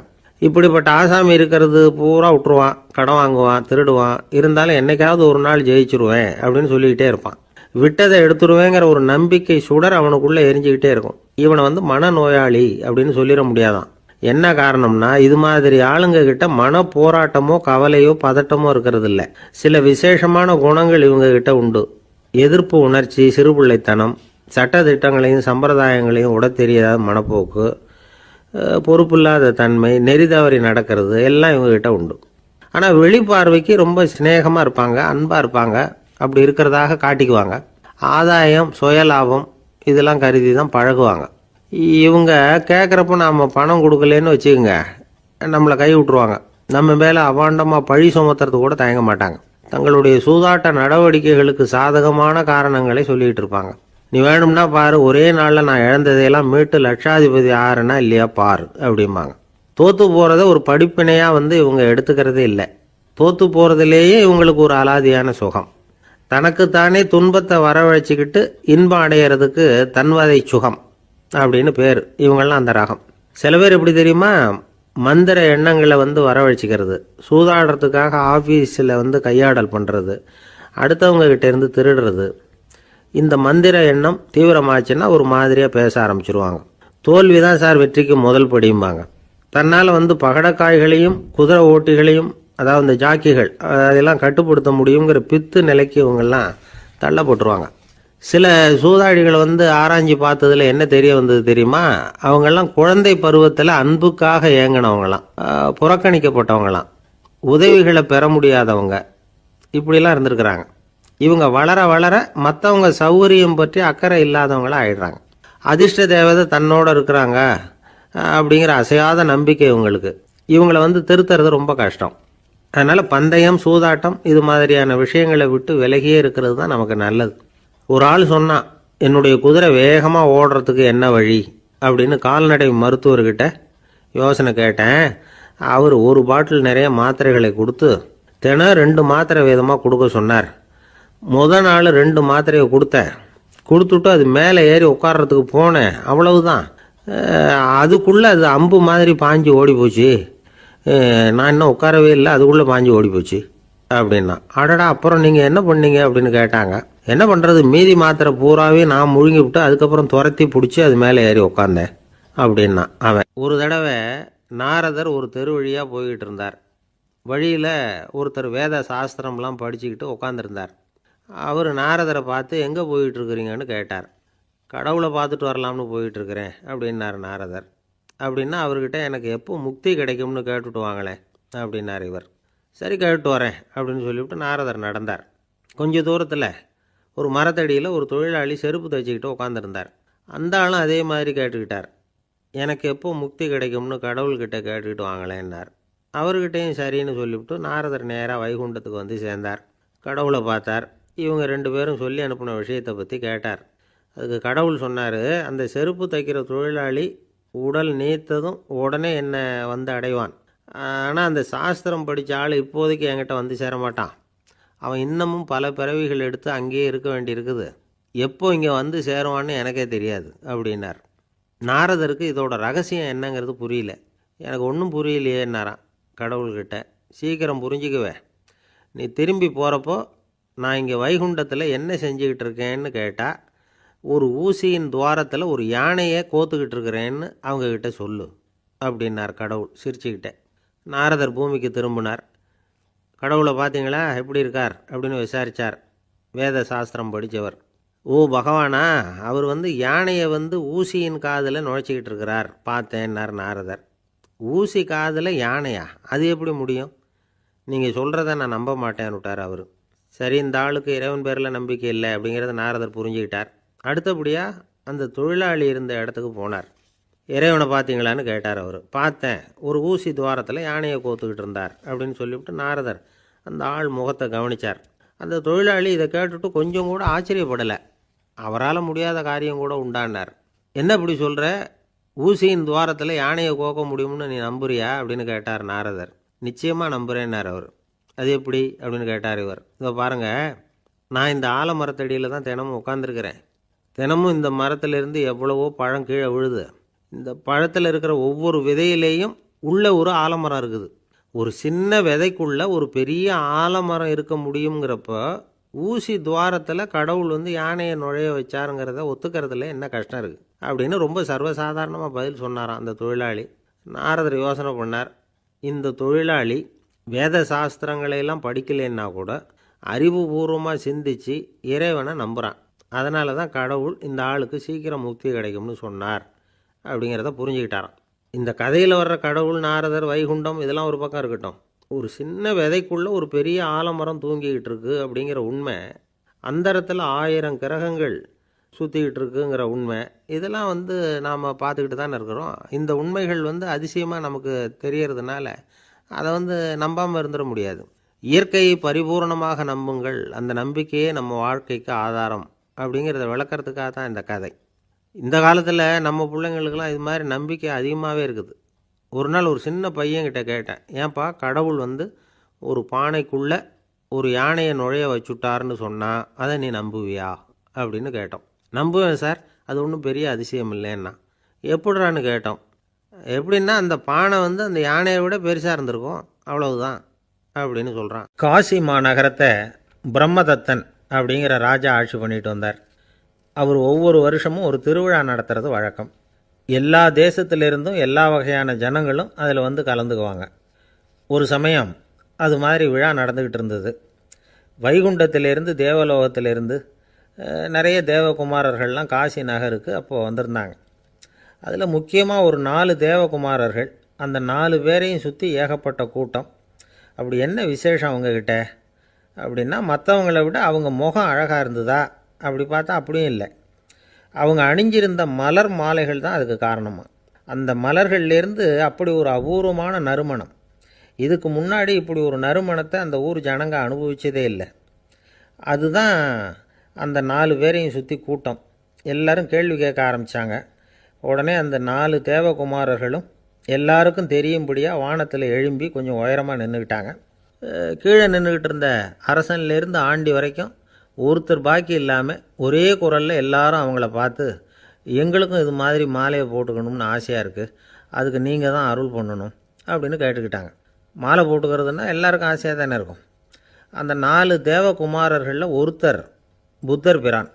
அவர் சொன்னார், பூலோகவாசிகளே, நான் சொல்கிறத கொஞ்சம் பொறுமையாக கேளுங்க. கக்காரு அப்படிங்கிற கற்பக விருட்சத்தின் மலர்களால் தொடுக்கப்பட்டது இந்த மாலை. இதுக்கு நிறைய சக்தி உண்டு. எந்த காலமும் இது வாடாது, வாசனையும் குறையாது. ஆனால் இதை அணிந்து கொள்றதுக்கு சில தகுதிகள் தேவை அப்படின்னார். என்ன தகுதி அது சொல்லுங்களேன் அப்படின்னு ஏக காலத்தில் எல்லாரும் சத்தம் போட்டாங்க. தீய இயல்புகள் உள்ளவங்க, இழிந்த சிந்தனை, இழிந்த செயல் உள்ளவங்க இந்த மாலையை அணிய முடியாது அப்படின்னார். அவ்வளோதான். கூட்டத்தில் சத்தம் போட்டவங்கள்லாம் மெதுவாக அப்படி அடங்க ஆரம்பிச்சிட்டாங்க. இன்னொரு தேவகுமாரன் சொன்னார், அடுத்தவங்க பொருளை அபகரிக்காதவன், அடுத்தவங்களுக்கு கெடுதல் பண்ணக்கூடிய பொய் பேசாதவன், பேராசையினால் கெட்ட வழியில் பொருள் ஈட்ட நினைக்காதவன் இந்த மாலையை போட்டுக்கலாம் அப்படின்னார். கூட்டத்திலிருந்து யாரும் முன்னுக்கு வரல. ஒரே ஒரு ராஜகுரு மட்டும் கொஞ்சம் முன்னாடி வந்தார். பெரியவர், படித்தவர். அவர், எனக்கு தகுதி இருக்குது அந்த மாலையை போட்டுக்கிறதுக்கு அப்படின்னார். வேறு ஒன்றும் இல்லை, பொய் சொல்லியாவது அந்த மாலையை வாங்கிக்குவோமே அப்படின்னு முடிவு பண்ணிட்டார் அவர். அவ்வளோதான், மாலையை வாங்கிட்டார். அடுத்த தேவகுமாரன் பேசினார்.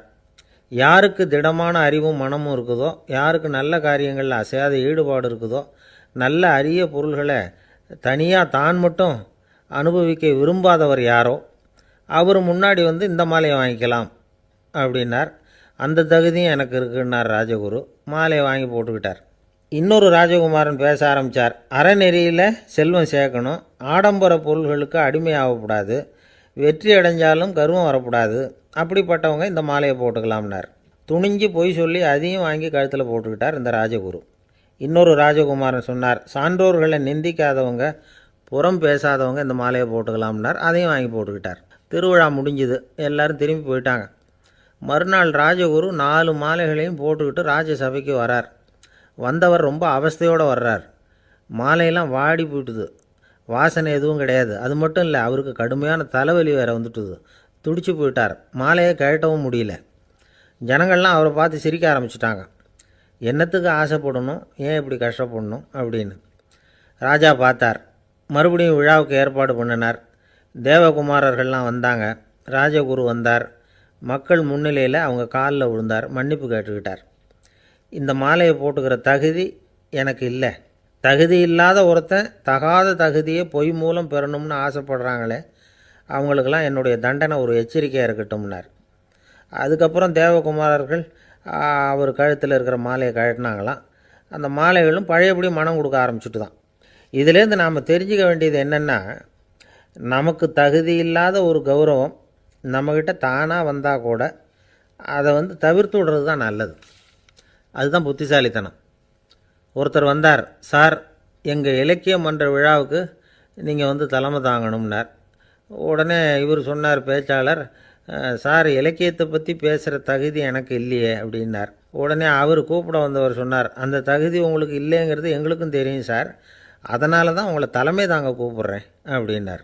அது சரி, தலைமைன்னா அதுக்கு இவர் என்னதான் அர்த்தம் பண்ணுறாருன்னு தெரியல. ஒரு ஆள் வேகமாக நடந்து போய்கிட்டு இருந்தான். அவன் வேகமாக நடக்கிறதுக்கு காரணம் வெயில் காலம், காலில் செருப்பு இல்லை, மணல் பாதை, அதுதான் வேகம். காலில் செருப்பும் இல்லாமல் கையில் குடையும் இல்லாமல் அந்த ஆள் வெயிலில் நடந்து போய்கிட்டு இருக்கிறான். அந்த சமயத்தில் இன்னொருத்தன் குதிரை மேலே ஏறி அந்த வழியாக வந்துக்கிட்டு இருக்கிறான். அவன் காலில் செருப்பும் இருந்தது, கையில் குடையும் இருந்தது. நடந்து போய்கிட்டு இருந்தவன் அந்த குதிரை ஆசாமியை பார்த்து கேட்டான், ஐயா, நீங்களோ குதிரை மேலே உட்காந்துக்கிட்டு போய்கிட்டு இருக்கிறீங்க. அப்படி இருக்கிறப்போ உங்களுக்கு அந்த செருப்பு என்னத்துக்கு? அதை எனக்கு கொடுத்து உதவலாமே அப்படின்னா. குதிரை மேலே உட்காந்துருந்தவன் யோசனை பண்ணி பார்த்தான். இவன் சொல்றது நியாயம்தானே அப்படின்னு சொல்லி தன்னுடைய செருப்பை கழட்டி அந்த வழிப்போக்கனுக்கு கொடுத்துட்டான். ரொம்ப நல்லதுங்க அப்படின்னு சொல்லி இவன் அதை வாங்கி காலில் மாட்டிக்கிட்டான். அதுக்கப்புறம் மறுபடியும் இவன் ஆரம்பிச்சான். ஐயா, நீங்க குதிரையில் போறதுனால போக வேண்டிய இடத்துக்கு வேகமா போய் சேர்ந்துருவீங்க. அதனால உங்க கையில் அந்த குடை என்னத்துக்கு? நான் நடந்து போயிட்டு இருக்கிறவன் ரொம்ப நேரம் நடக்க வேண்டியிருக்கும் இந்த வெயில்ல. அதனால அந்த கொடையையும் எனக்கு கொடுங்களேன் அப்படின்னா. குதிரை வீரன் யோசனை பண்ணி பார்த்தான். இதுவும் நியாயம்தானே அப்படின்னு அவனுக்கு தோணுச்சு. உடனே இறக்கப்பட்டு தன் காலில் இருந்த செருப்பை கொடுத்தது மாதிரியே தன் கையில் இருந்த கொடையையும் இவங்கிட்ட கொடுத்துட்டான். அதுக்கப்புறம் அவன் நிம்மதியா புறப்பட்டான். இப்ப மறுபடியும் கை தட்டி அவனை நிறுத்தினான். கீழே நின்றுட்டு இருந்தவன், என்னப்பா ஏன் என்ன நிறுத்தின? இன்னும் ஏதாவது வேணுமா உனக்கு அப்படின்னா குதிரையில இருந்தவன். இவன் மெதுவா வாயை திறந்து அந்த குதிரையையும் என்கிட்ட கொடுத்துருங்களேன்னா. அந்த குதிரை வீரன் இப்போ ஒரு கணம் யோசனை பண்ணி பார்த்தான். உடனே என்ன பண்ணான் தெரியுமா? தன்கிட்ட இருந்த குதிரை சவுக்கை எடுத்தான். குதிரை சவுக்கால அந்த ஆளை வாங்குவாங்கன்னு வீசி தள்ளிவிட்டான். இவ்வளவு சவுக்கடியும் வாங்கிட்டு இந்த ஆள் என்ன பண்ணான் தெரியுமா? சிரிக்கிறான். அடி வாங்கிட்டு யாராவது சிரிப்பாங்களா? குதிரை வீரனுக்கு ஒன்றும் புரியல. என்னப்பா அது, ஏன் இப்படி அடி வாங்கிட்டு இப்படி சிரிக்கிறியே அப்படின்னு கேட்டான். இப்ப அந்த வழிப்போக்கன் சொல்றான், ஐயா, நான் இப்படி சிரிக்கிறதுக்கு காரணம் இருக்கு. இப்படி குதிரை கேட்டு உங்ககிட்ட அடி வாங்கலைன்னு வச்சுக்கோங்க, என் உயிர் உள்ள வரைக்கும் மனசுல ஒரு தவிப்பு இருந்துகிட்டே இருக்கும். செருப்பையும் கொடையையும் கேட்ட உடனே கொடுத்தவன் குதிரையையும் கேட்டிருந்தா கொடுத்துருப்பானோ அப்படிங்கிற பேராசையில ஏங்கிக்கிட்டே இருந்திருப்பேன். இப்போ உங்ககிட்ட அடி வாங்கின பிறகு என்னுடைய அந்த சந்தேகம் தீர்ந்து போச்சு. என்னுடைய ஆசைக்கு எல்லை எது அப்படிங்கறத எனக்கு புரிஞ்சுட்டுது அப்படின்னு சொல்லிவிட்டு அவன் நடக்க ஆரம்பிச்சுட்டானான். ஆசைக்கும் எல்லை உண்டு அப்படிங்கிறத விளக்கறதுக்காக வாரியார் சுவாமிகள் சொல்ற கதை இது. இந்த காலத்திலயும் ஒருத்தன் அது மாதிரி கொடை செருப்போட குதிரையில போய்கிட்டு இருந்தான். எதிரில் நடந்து வந்தவன், ஐயா உங்க கொடையை எனக்கு கொடுங்களேன்னு கேட்டான். உடனே அவன் குதிரையிலிருந்து கீழே குதிச்சு அவனை சாட்டையால் அடிக்க ஆரம்பிச்சுட்டான். இன்னொருத்தர் அந்த வழியா வந்தவர் இதை பார்த்தார். ஏன்பா அவன் கேட்டான், உன்னால முடியலன்னா இல்லைன்னு சொல்லிட வேண்டியது தானே, அதுக்காக ஏன் இப்படி அவனை போட்டு அடிக்கிறேன்னு கேட்டார். உங்களுக்கு விவரம் புரியாது சார், காலம் ரொம்ப கெட்டு போச்சு. கேட்டதை கொடுத்தேன்னு வச்சுக்கோங்க, இந்த குதிரையே என்னோடது, அவன் திருடிக்கிட்டு போறான் அப்படின்னு என் பேர்ல புகார் கொடுக்க ஆரம்பிச்சிருவான் சார் அப்படின்னா. அது எப்படி அவ்வளவு உறுதியா சொல்றேன்னு கேட்டார் அவரு. ஏற்கனவே அது மாதிரி ஒருத்தன் பேர்ல புகார் கொடுத்துட்டு தான் இந்த குதிரையை நான் தள்ளிட்டு வந்துகிட்டு இருக்கிறேன் அப்படின்னார். ஒரு ஜென் துறவி, அவருக்கு ரொம்ப வயசாயிட்டுது, கடைசி காலம். நண்பர்களையெல்லாம் கூப்பிட்டார். நண்பர்களே, நான் வித்தியாசமான முறையில் சாகணும்னு ஆசைப்படுறேன், அதுக்கு ஏதாவது யோசனை சொல்லுங்களேன் அப்படின்னு கேட்டாராம். நண்பர்கள் சிரித்தாங்க. என்ன பேச்சு பேசுகிறீங்க, சாவறதுங்கிறது என்ன விளையாட்டு கத்தனமான காரியமா அப்படின்னு கேட்டிருக்காங்க. அந்த துறவி கொஞ்ச நேரம் யோசனை பண்ணார். அப்புறம் கேட்டாராம், இது வரைக்கும் யாராவது நடந்துக்கிட்டே இறந்துருக்குறாங்களா அப்படின்னாராம். எல்லாரும் இல்லைன்னாங்களாம். ஒருத்தர் மட்டும் சொல்லியிருக்கார், அப்படியும் ஒருத்தர் இறந்துருக்கிறதாக ஒரு கதையில் படிச்சிருக்கிறேன், ஒரு ஞானியால் தான் அப்படியெல்லாம் செய்ய முடியும் அப்படின்னு அவர் சொன்னாராம். சரி, அப்படின்னா அந்த முறை நமக்கு வேணாம், நின்றுக்கிட்டே யாராவது உயிரை விட்டுருக்காங்களா அப்படின்னு விசாரிச்சாராம். அப்படியும் ஒருத்தர் இறந்துருக்கிறார் அப்படின்னாங்களாம். மறுபடியும் அந்த துறவி யோசனை பண்ணியிருக்கிறார். ஏதாவது வித்தியாசமான முறையில் நாம் போகணும் அப்படிங்கிறது அவருடைய விருப்பம். மனிதன் எப்படி வாழ்கிறானோ அப்படி இறப்பது தான் நல்லது. சரி, யாராவது தலைகீழாக யோகம் செய்யும் நிலையில் இறந்துருக்கிறாங்களா அப்படின்னு விசாரித்தாராம். நண்பர்கள் சிரித்தாங்க. தலைகீழாக நின்னபடி இறந்ததாக நாங்கள் கேள்விப்பட்டதே இல்லை, அது முடியாத காரியம் அப்படின்னு இருக்காங்க. இப்போ அந்த துறவிக்கு திடீர்னு உற்சாகம் வந்துட்டுது. உடனே எழுந்திரிச்சார், தலைகீழாக நின்னார், அப்படியே உயிரை விட்டுட்டார். அவ்வளோதான். அந்த மடாலயத்தில் ஒரே குழப்பம், எப்படி அவரை கீழே இறக்கி படுக்க வைக்கிறது அப்படின்னு புரியல. இப்படி உயிர் விடுறதை பற்றி அவங்க இதுவரைக்கும் கேள்விப்பட்டதும் இல்லை. உண்மையிலேயே இவர் இறந்து தான் போனாராங்கிறதும் தெரியல. சோதித்து பார்த்தாங்க. இதய துடிப்பு, நாடி துடிப்பு எல்லாம் நின்று போயிருந்தது. இவர் எப்பவும் இப்படி தான், என்ன பண்ணுறது இப்போது அப்படின்னு சொல்லி எல்லாரும் குழம்பிக்கிட்டு இருக்கிற சமயத்தில் ஒரு பெரிய ஒரு யோசனை சொன்னார். இந்த துறவியோட மூத்த சகோதரி பக்கத்து மடாலயத்தில் இருக்கிறாங்க, அவங்கள இங்கே அழைச்சிட்டு வந்தால் ஏதாவது வழி கிடைக்கும் அப்படின்னார். அந்த அம்மாவுக்கு 90 வயசு. அழைச்சிட்டு வந்தாங்க. ஒரு குச்சியை ஊன்றிக்கிட்டு அப்படியே மெதுவாக நடந்து வந்தாங்க. வந்து தம்பி தலைகீழாக நின்று உயிர் விட்டு இறக்கிறத பார்த்தாங்க. தம்பின்னு கூப்பிட்டு பார்த்தாங்க, ஒன்றும் காணோம். உடனே என்ன பண்ணாங்க, தன்னுடைய கைத்தடியால் தம்பியோட உடலை ஒரு தட்டு தட்டினாங்க. ஏப்பா சாகிறப்பவும் உன்னுடைய குறும்புத்தனத்தை விடலையா, இப்படியாடா சாகிறது, ஒழுங்காக செத்து தொலை அப்படின்னாங்களாம். அவ்வளவுதான். உடனே அந்த துறவி திரும்பி நேராக நின்னார். அக்கா கோவப்படாத, நான் ஒழுங்காக சாகிறேன், எப்படி செத்தா என்ன, எல்லாம் எனக்கு ஒன்று தான் அப்படின்னு சொல்லிவிட்டு அப்படியே தரையில் படுத்து உயிரை விட்டாராம். அதுக்கப்புறம் அந்த அம்மா கோலை வந்து கையில் எடுத்துக்கிட்டு அப்படியே திரும்பி கூட பார்க்காம அவங்க பாட்டுக்கு போயிட்டாங்களாம். மரணத்தை ஒரு விளையாட்டாக ஆக்கிய அந்த துறவிக்கு வாழ்க்கையே ஒரு விளையாட்டாக தான் இருந்திருக்குது. எந்த நோக்கமும் இல்லாமல் செயல்படுறதுன்னா என்னங்கிறதும் அவருக்கு தெரிஞ்சிருக்குது. பயனை எதிர்பார்க்காம பணி செய்து வாழ்ந்து மறைந்த மகான் அவர். தம்முடைய தொழிலை வந்து விளையாட்டு போல் செய்ய தெரிஞ்சவருக்கு வாழ்க்கையே ஒரு விளையாட்டாக மாறிடும். எல்லாமே விளையாட்டாகி விடுகிற போது மரணமும் விளையாட்டாகிவிடும் அப்படிங்கிறது தான் அந்த தத்துவம். ஆனால் அதுக்கு முன்னாடி உங்களுக்குள்ளே இருக்கிற உண்மையான நடிகனை வந்து நீங்கள் அடையாளம் கண்டுபிடிக்கணும். நீங்கள் நடிக்க வேண்டியதே இல்லை, நீங்கள் ஏற்கனவே நடிச்சுக்கிட்டு தான் இருக்கிறீங்க. நீங்கள் இந்த உண்மையை தெரிஞ்சுக்கணும், அவ்வளவுதான். இதுதான் ஞானிகளுடைய கருத்து. நீங்கள் தெருவில் நடந்து போயிட்டுருக்கிறீங்க, எதிரில் வர்றவர் உங்களை பார்த்து எப்படி இருக்கிறீங்கன்னு கேட்குறார். நல்லா இருக்கிறேங்கிறீங்க. உண்மையிலேயே நாம் நல்லா இருக்க மாட்டோம், ஏதாவது உடம்புல கோளாறு இருக்கும். ஆனால் அப்படி சொல்லுவோம் நல்லா இருக்கிறேன் அப்படின்னு. அது நடிப்பு தானே. உங்களை சந்தித்ததில் ரொம்ப மகிழ்ச்சி அப்படின்னு சொல்கிறோம். உடனே கொஞ்சம் நிதானமாக யோசித்து பாருங்கள், உண்மையிலேயே உங்கள் மனசு மகிழ்ச்சி அடைஞ்சுட்டுதா? அது நடிப்பு தானே. வாழ்க்கையை சரியாக புரிஞ்சுக்கிட்டால் எல்லாமே நடிப்புங்கிறது புரியும். கல்யாண பத்திரிக்கை அனுப்பியிருந்தேனே, ஏன்டா வரலன்னு கேட்டான் ஒருத்தன். வந்திருந்தேனே அப்படின்னானா இவன். டேய் ஏன்டா போய் சொல்கிற, நான் பத்திரிக்கையே உனக்கு அனுப்பலையே அப்படின்ட்டுருக்கான் அவன். அதுக்கு இவன் சொன்னானா, பத்திரிக்கை அனுப்புனேன்னு நீ போய் சொல்கிறப்போ கல்யாணத்துக்கு வந்தேன்னு நான் போய் சொல்லக்கூடாதா அப்படின்னானா. என்னை விட யோக்கியம் இந்த உலகத்தில் வேறு யாரும் இல்லை சார் அப்படின்னார் ஒருத்தர்.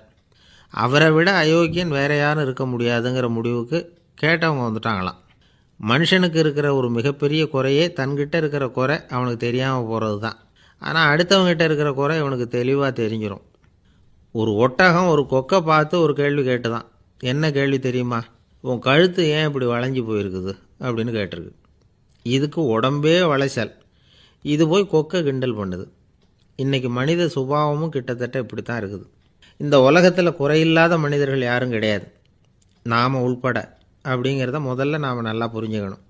ஒரு ஊரில் ஒரு விற்பனை நிலையம் இருந்தது. செல்ல பிராணிகளை விற்பனை செய்கிற நிலையம் அது. நாய், கிளி, பூனை இப்படி நிறைய வச்சு விற்பனை பண்ணிகிட்டு இருக்கிறாங்க. நாய்க்குட்டி விற்பனை செய்கிற பகுதியில் ஒரு சிறுவன் நின்றுக்கிட்டு இருந்தான். விற்பனை செய்கிற ஆளுகிட்ட விலை கேட்டுக்கிட்டு இருந்தான். அதோ இருக்குதே அந்த நாய்க்குட்டி என்ன விலை அப்படின்னு கேட்டானா. 1000 ரூபா அப்படின்னாரான். சரி அது வேணாம், இது என்ன விலைன்றிருக்கான். 500 ரூபா அப்படின்னாரான். இந்த சின்ன பையன் கையில் வச்சுருந்தது வெறும் 50 ரூபா தான். அதனால் இதை விட குறைச்சலாக கிடைக்குமான்னு பார்த்துருக்கான். அந்த கடையில் ஒரு மூலையில் சரியாக கவனிக்கப்படாமல் ஒரு நாய்க்குட்டி படுத்து கிடந்தது. பாவமாக கத்திக்கிட்டு இருந்தது. அதை பார்த்ததுமே இவனுக்கு அது ரொம்ப பிடிச்சி போச்சு. உடனே அந்த கடைக்காரரை பார்த்து, அதுவும் அந்த மூலையில் படுத்து கிடக்குதே அந்த நாய்க்குட்டி என்ன விலை அப்படின்னு கேட்டிருக்கான். தம்பி அது ஒரு கால் ஊனம், அதனால் அது உன்னோட குதித்து விளையாடவோ ஓடுறதோ அதால் முடியாத காரியம் அப்படின்ட்டுருக்கார் அவர். அது தெரிஞ்சுதாங்க கேட்குறேன், அதோட விலை என்ன அதை மட்டும் சொல்லுங்களேன் அப்படின்ட்டுருக்கான். தம்பி இது வந்து கால் ஊனம் உள்ள ஒரு நாய், இதை போய் காசு கொடுத்து வாங்கிறதுக்கு யாராவது பிரியப்படுவாங்களா? இதை நான் உனக்கு இலவசமாகவே தர்றேன், எடுத்துகிட்டு போ அப்படின்னாரான். இதை கேட்டதும் அந்த சிறுவனுக்கு கோவம் வந்துட்டு தான். நீங்கள் ஒன்றும் சும்மா கொடுக்க வேணாம், இந்தாங்க 50 ரூபா, இதை வச்சுக்கிட்டு நாய்க்குட்டியை கொடுங்க அப்படின்ட்டுருக்கான். அவருக்கு ஒன்றும் புரியல, ஆச்சரியமாக இருந்தது. சரின்னு பணத்தை வாங்கிட்டு நாய்க்குட்டியை தூக்கி கொடுத்தார். அந்த சிறுவன் அந்த நாய்க்குட்டியை 2 கையாலையும் வாங்கினா, மார்போடு பிரியமாக சேர்த்து அணைச்சிக்கிட்டான். தெருவில் இறங்கி நடக்கிறான். அப்படி நடக்கும்பொழுது தான் பார்க்குறார், கடைக்காரர் வந்து ஆச்சரியமாக அவனை பார்க்குறார். அப்போ தான் அவருக்கு ஒரு விஷயம் புரியுது. அந்த சிறுவன் தெருவில் நாய்க்குட்டியை மார்போடு அணைச்சிக்கிட்டு விந்தி விந்தி நடந்து போய்கிட்டு இருக்கிறான். ஆமாம், அவனுக்கும் ஒரு கால் ஊனம். இந்த நாய்க்குட்டியை யாருமே வாங்க மாட்டாங்கன்னு நினச்சிக்கிட்டு இருந்தார். குறையுள்ள அதுக்கும் ஒரு எஜமானன் கிடச்சிட்டான். அதனால் ஊனம் ஒரு குறை இல்லை அப்படிங்கிற உண்மையை அந்த கடைக்காரர் புரிஞ்சுக்கிட்டாரான். நம்மால் ஒருத்தர் கொஞ்சம் வயசானவர், எழுந்திரிச்சு சரியாக நடக்க முடியாது, சாய்வு நாற்காலியிலேயே எப்பவும் உட்காந்துருப்பார். அவர் தனக்கு துணையாக ஒரு நாயை பக்கத்தில் வச்சுருந்தார். அதுவும் ரொம்ப வயசான ஒரு நாய், எழுந்திரிக்கவே சிரமப்படும், நடக்கவும் முடியாது. அவர் பக்கத்துலேயே இதுவும் சோர்ந்து போய் படுத்து கிடக்கும். அந்த பெரியவரை பார்க்க வந்த ஒருத்தர் கேட்டார், ஏங்க, ஒரு சின்ன பையனை உங்களுக்கு துணையாக வச்சுக்கப்படாதா? இந்த நாயை உங்களுக்கு பாதுகாப்பாக வச்சுருக்கிறீங்களே, உங்களுக்கு ஒரு ஆபத்துன்னா இது எப்படி உங்களுக்கு உதவ முடியும் அப்படின்னார். அப்போ அவர் சொன்னாராம், எனக்கு ஒரு ஆபத்துன்னா அந்த சமயத்தில் இந்த நாய் என்னை தனியாக விட்டுட்டு ஓடி போயிடாமல் இருக்கணும்ல, அதுக்காகத்தான் இதை நான் வச்சுருக்கிறேன் அப்படின்னாராம். இயேசுநாதர்கிட்ட ஒருத்தர் வந்து கேட்டாராம், இயேசுவே என்னை எவ்வளவு நேசிக்கிறீர்கள் அப்படின்னு. அவர் தன்னுடைய இரு கைகளையும் அகல விரித்து இவ்வளவு என்று சொல்லி சிலுவையில் உயிர் நீத்தார் அப்படின்னு சொல்லுவாங்க. அதாவது அந்த நேசிப்புக்கு எல்லை கிடையாது, அதே போல் மன்னிப்புக்கும் எல்லை கிடையாது. இது இயேசுநாதர் சொல்லி கொடுத்த ஒரு பாடம். இயேசுனுடைய சீடர்களில் ஒருத்தன் பீட்டர், அவன் ஒரு நாள் இயேசுநாதர்கிட்ட கேட்டிருக்கான், இயேசுவே, நான் வந்து என்னுடைய தம்பிக்கிட்ட அடிக்கடி சண்டை போட்டுக்கிட்டு இருக்கிறேன், என்னுடைய சகோதரன் கூட, அவனை நான் எத்தனை தடவை மன்னிக்கிறது? ஏற்கனவே 7 தடவை அவனை மன்னிச்சுட்டேன் அப்படின்னு சொல்லியிருக்கிறான். அப்போது இயேசு சொன்னாராம், மன்னிக்கிறதுக்கு எத்தனை தடவைங்கிற கணக்கெல்லாம் கிடையாது. எத்தனை தடவை உன்னுடைய சகோதரன் உன்னை கோபப்படுத்துகிறானோ அத்தனை தடவை நீ மன்னிக்கிறதுக்கும் தயாராக இருக்கணும், அதுதான் அப்படின்னு சொன்னாராம்.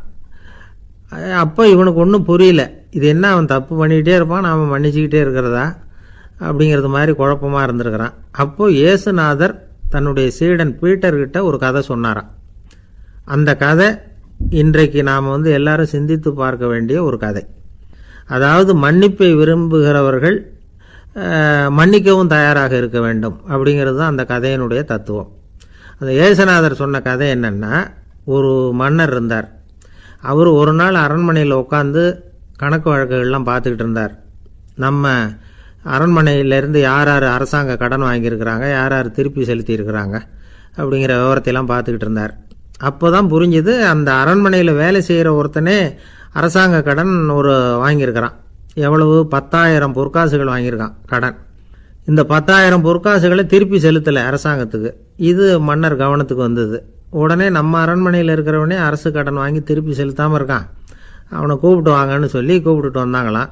விசாரிச்சிருக்கிறாங்க, என்னப்பா நீ எவ்வளோ ஒன்று? ஆமாங்க, 10,000 பொற்காசுகள் வாங்கியிருக்கிறேன், இன்னும் திருப்பி கட்டலைன்றிருக்கான். உடனே அவர் மன்னர் சொல்லியிருக்கிறார், நம்ம சட்டத்திட்டப்படி நீ உடனே பணத்தை திருப்பி கட்டிடு, அப்படி உன்னால் கட்ட முடியலன்னா உன்னுடைய வீடு வாசல் சொத்து சுகம் எல்லாத்தையும் விற்று அந்த பணத்தை அரசு கருவூலத்தில் சேர்த்துக்கிறதுக்கு நானே ஏற்பாடு பண்ணிடுறேன் அப்படின்னு அந்த மன்னர் சொன்னாராம். இவன் அப்படியே அதிர்ச்சி ஆகிட்டான், அப்படியே பொத்துன்னு காலில் விழுந்தானா, மன்னா என்னை மன்னிச்சுங்க, என்னால் முடியல, எனக்கு மன்னிப்பு கொடுங்க அப்படின்ட்டுருக்கான். உடனே அவர் எழுந்திரிச்சு, சரி நீ மன்னிப்பு கேட்டுவிட்ட, அதனால் உன்னை மன்னிக்கிறேன், நீ பணம் கட்ட வேண்டாம் அப்படின்னு சொல்லி அந்த மன்னர் அவனை விட்டுட்டாராம். பணத்தையும் தள்ளுபடி போட்டார், நீ திருப்பி கட்ட வேண்டான்னு. இவனுக்கு ரொம்ப மகிழ்ச்சி, அதனால் ரொம்ப உல்லாசமாக வந்துக்கிட்டு இருக்கிறான். தெருவில் வந்துக்கிட்டு இருக்கிறப்ப இவங்கிட்ட கடன் வாங்கின ஒருத்தன் எதுக்கு வந்துக்கிட்டு இருக்கான். அவன் இவங்கிட்ட ஒரு 100 பொற்காசுகள் கடன் வாங்கியிருக்கான். அவன் வந்தான், இவன் போய் அவன் சாட்டையை பிடிச்சிக்கிட்டான், நீ எப்படா என் கடனை திருப்பி கொடுக்க போகிறேன்னு. அவன் இப்போ முடியல, கொஞ்சம் பொறுத்துக்கா, அப்புறம் தரேன் இருக்கான். அதெல்லாம் முடியாது, நீ கொடுத்து தான் ஆகணும் அப்படின்னு இவன் புடிவமாக சொல்கிறான். இப்போ நிலைமையை பாருங்கள், இவன் ஏற்கனவே 10,000 பொற்காசுகள் அரசாங்கத்தில் கடன் வாங்கினா அதுக்கு மன்னிச்சு விட்டுட்டார் இவனை. ஆனால் இவன் இன்னொருத்தனை மன்னிக்கிறதுக்கு தயாராக இல்லை. இவங்கிட்ட கடன் வாங்கின இன்னொருத்தன் 10 பொற்காசுகள், அவனை மன்னிக்க தயாராக இல்லை. அவனை கொண்டு போய் நீதிமன்றத்தில் கொண்டு போய் நிறுத்தி தண்டனை வாங்கி கொடுத்துட்டான். நீதிபதி என்ன சொன்னார், அந்த இவன் வாங்கின பொற்காசுகளை திருப்பி கட்டுற வரைக்கும் ஜெயிலில் இருக்கணுங்கிறது தீர்ப்பு. ஆனால் உடனே அரசர் காதில் வந்து விழுந்தது. சொல்லிட்டாங்க, உங்ககிட்ட மன்னிப்பு வாங்கிட்டு போனானே ஒருத்தன், அவன் வந்து இன்னொருத்தனை மன்னிக்கிறதுக்கு தயாராக இல்லை, அவனை கொண்டு போய் ஜெயிலில் அடைச்சிட்டான் அப்படின்னு. உடனே மன்னர் பார்த்தார், இவனை மறுபடியும் கூப்பிட்டு வர சொன்னார். தபாரப்பா, நான் வந்து உன்னை மன்னிச்சு விட்டேன், ஆனால் நீ இன்னொருத்தனை மன்னிக்கிறதுக்கு தயாராக இல்லை, அதனால் என்னுடைய தீர்ப்பையும் மாற்றுறேன், நீயும் அரசு கடன் தீர்ற வரைக்கும் ஜெயிலில் தான் இருக்கணும் அப்படின்னு சொல்லி ஜெயிலுக்கு அனுப்பிச்சிட்டாராம். இப்படி ஒரு கதையை இயேசுநாதர் தன்னுடைய சீடருக்கு சொன்னதாக ஒரு வரலாறு. அது என்ன, அதுலேருந்து நாம் புரிந்து கொள்ள வேண்டியதுன்னா, நாம் வந்து மன்னிக்கப்படணும்னு நாம் விரும்புகிறோம்னா நாம் இன்னொருத்தரை மன்னிக்கிறதுக்கு தயாராக இருக்கணும். அதனால் நாம் இன்னொருத்தரை யாரையும் மன்னிக்க மாட்டோம், ஆனால் என்ன இன்னொருத்தர் மன்னிக்கணும் அப்படிங்கிறது மாதிரி செய்யக்கூடாதுன்னு சொல்லுவாங்க. அது மாதிரி நாம் இப்போ இது தப்பாக புரிஞ்சுக்கிறவங்களும் இருக்கிறாங்க. பாவம் மன்னிப்புங்கிறதெல்லாம் எதுக்குன்னா, அதாவது மறுபடியும் பாவம் செய்யாமல் இருக்கிறதுக்காக தான். அதான் மன்னிக்கிறாரே அப்படிங்கிறதுக்காக மறுபடியும் பாவம் பண்ணிகிட்டு இருக்கிறது இல்லை. அதான் ஒருத்தர் கேட்டாராம், பாவத்திலேருந்து மன்னிப்பு கிடைக்கணும்னா நீ என்ன செய்யணும் அப்படின்னு கேட்டிருக்காரு. அதுக்கு அவன் சொல்லியிருக்கிறான், நான் முதல்ல பாவம் செய்யணும், அப்போ தானே மன்னிப்பு கிடைக்கும் அப்படின்னு நானாம். இப்படிப்பட்டவர்கள் தான் இன்றைக்கி உலகத்தில் அதிகமாக இருக்கிறாங்க. அதனால் இந்த மன்னிப்பின் மகத்துவங்கிறது இயேசுநாதர்கிட்டேருந்து தான் நாம் புரிஞ்சுக்கணும். அந்த இயேசு சொன்ன அந்த மன்னிக்கிற மனோபாவம் இருந்தால் இன்றைக்கி உலகம் பூராவும் அமைதி பூங்காவாக இருக்கும். அதில் ஒன்றும் ஆச்சரியமே இல்லை, அதில் ஒன்றும் சந்தேகமும் இல்லை. அதனால் மன்னிக்கிற மனோபாவத்தை நாம் எல்லாரும் நமக்குள்ளே வளர்த்து கொள்ள வேண்டும் அப்படிங்கிறது தான் நாம் இன்றைக்கு எல்லோரும் சிந்தித்து பார்க்க வேண்டிய ஒரு செய்தி. ஒரு அம்மா தெருவில் உட்காந்து என்னத்தையோ தேடிட்டு இருக்கிறாங்க. அந்த அம்மா ஒரு சுஃபி ஞானி. அவங்க பேர் என்னன்னா ரபியா அல் அடாவியா. அந்த அம்மாவுக்கு கண் கூட தெளிவாக தெரியாது. அந்த பக்கமாக வந்த சில பேர் இவங்களுக்கு உதவி செய்கிறதுக்காக வந்தாங்க. என்ன தேடிட்டு இருக்கிறீங்க அப்படின்னு கேட்டாங்க. இதுக்கு அந்த அம்மா, அந்த கேள்வி அவ்வளோ முக்கியத்துவம் இல்லை, நான் தேடிட்டு இருக்கிறேன், உங்களால் முடிஞ்சால் எனக்கு உதவி பண்ணலாம் அப்படின்னாங்களாம். உதவி செய்ய வந்தவங்களுக்கு ஆச்சரியம். எதை தேடுறோங்கிறது தெரியாமல் இப்படி ஏன் நேரத்தை செலவழிக்கிறீங்க, நாங்கள் எப்படி உங்களுக்கு உதவ முடியும், எங்களுக்கு ஒன்றும் புரியலையே அப்படின்ட்டுருக்காங்க. சரி, உங்களை திருப்தி பண்ணுறதுக்காக சொல்கிறேன், ஒரு குண்டூசி தொலைஞ்சி போச்சு, அதை தேடுறேன் அப்படின்னாங்களாம் அந்த அம்மா. அதுக்கப்புறம் இவங்களும் சேர்ந்து தேட ஆரம்பிச்சிட்டாங்க. கொஞ்ச நேரம் ஆச்சு, ஒன்றும் கிடைக்கல. உதவி செய்ய வந்தவங்களும் அழுத்து போட்டாங்க. அப்புறம் கேட்டாங்க, இதோ பாருங்கம்மா, இது ரொம்பவும் பெரிய தெரு, அகலமான தெரு, அதனால் குறிப்பாக நீங்கள் எந்த இடத்துல அந்த குண்டூசியை தொலைச்சிங்க அதை சொல்ல முடியுமான்னாங்களாம். இதுக்கு அந்த அம்மா, நீங்கள் மறுபடியும் அர்த்தமில்லாத கேள்வியை கேட்குறீங்க, உங்கள் கேள்விக்கும் நான் தேடுறதுக்கும் என்ன சம்மந்தம்னாங்களாம். இதை கேட்டதும் அவங்க ஒரு மாதிரி ஆயிட்டாங்க. என்னம்மா நீங்கள் பைத்தியம் மாதிரி பேசுகிறீங்க அப்படின்னாங்களாம். சரி, உங்களை மறுபடியும் திருப்திப்படுத்துறதுக்காக சொல்கிறேன், அதை நான் எங்கள் வீட்டில் தொலைச்சுட்டேன் அப்படின்னாங்களாம். அப்புறம் எதுக்காக இங்கே தேடிட்டு இருக்கிறீங்க அப்படின்னு கேட்டிருக்காங்க.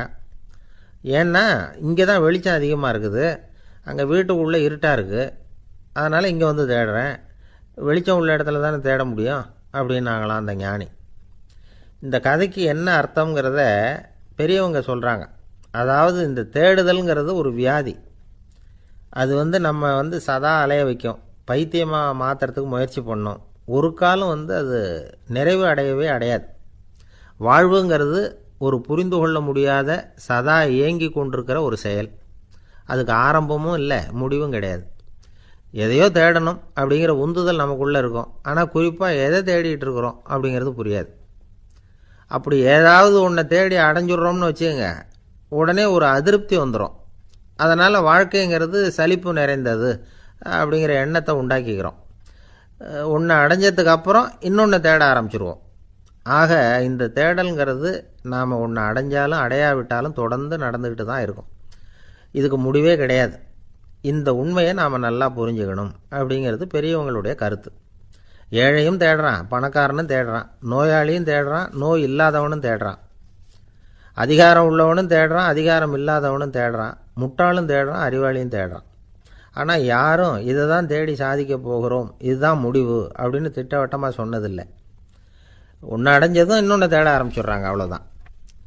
அதாவது உங்களின் தேடுபவர் உங்கள் உள்ளேதான் இருக்கிறார், அவரை தேடி கண்டுபிடியுங்கள். இதுதான் ஞானிகள் நமக்கு சொல்லுகிற ஒரு ஆலோசனை. நம்மால் ஒருத்தன் ஜெயிலில் இருந்தான். இன்னொரு கைதி அவனை பார்த்து கேட்டான், ஏன்பா உன்னை பார்க்குறதுக்கு வெளியிலேருந்து யாருமே இங்கே வர்றது இல்லையே, உனக்கு சொந்தக்காரங்களே கிடையாதா அப்படின்னு கேட்டானா. ஏன் இல்லை, எனக்கு சொந்தக்காரங்க நிறைய பேர் உண்டு, அவங்க என்னை பார்க்க வராததுக்கு காரணம் வேற அப்படின்ட்டுருக்கான் இவன். என்ன காரணம்னு கேட்டான் அவன். அதுக்கு இவன் சொன்னானா, அதுக்கு என்ன காரணம்னா அவங்க எல்லாரும் இங்கே உள்ளேயே இருக்கிறாங்க அப்படின்னானா.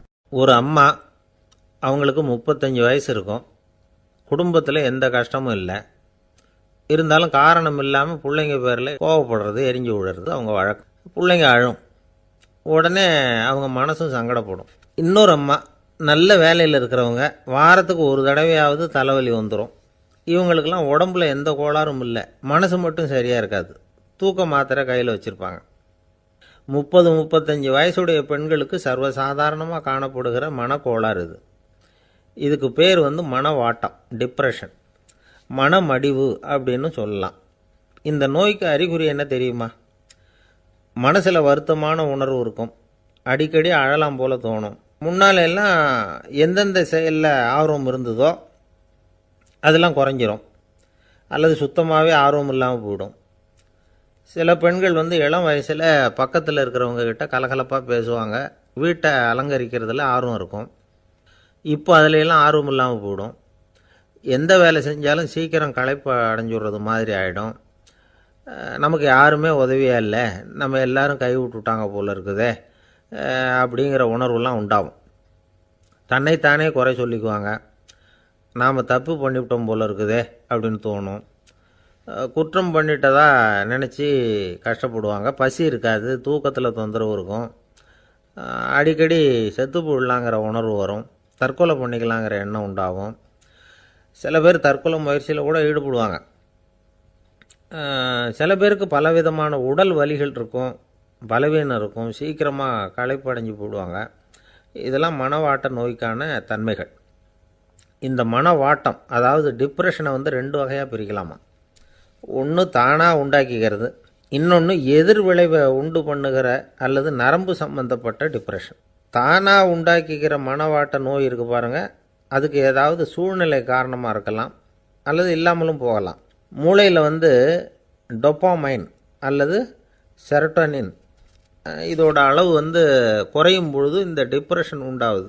இதுக்கு ஓரளவு பிறவி காரணங்கள் கூட இருக்கலாம், குடும்பத்தில் வேறு சிலருக்கும் வரலாம்.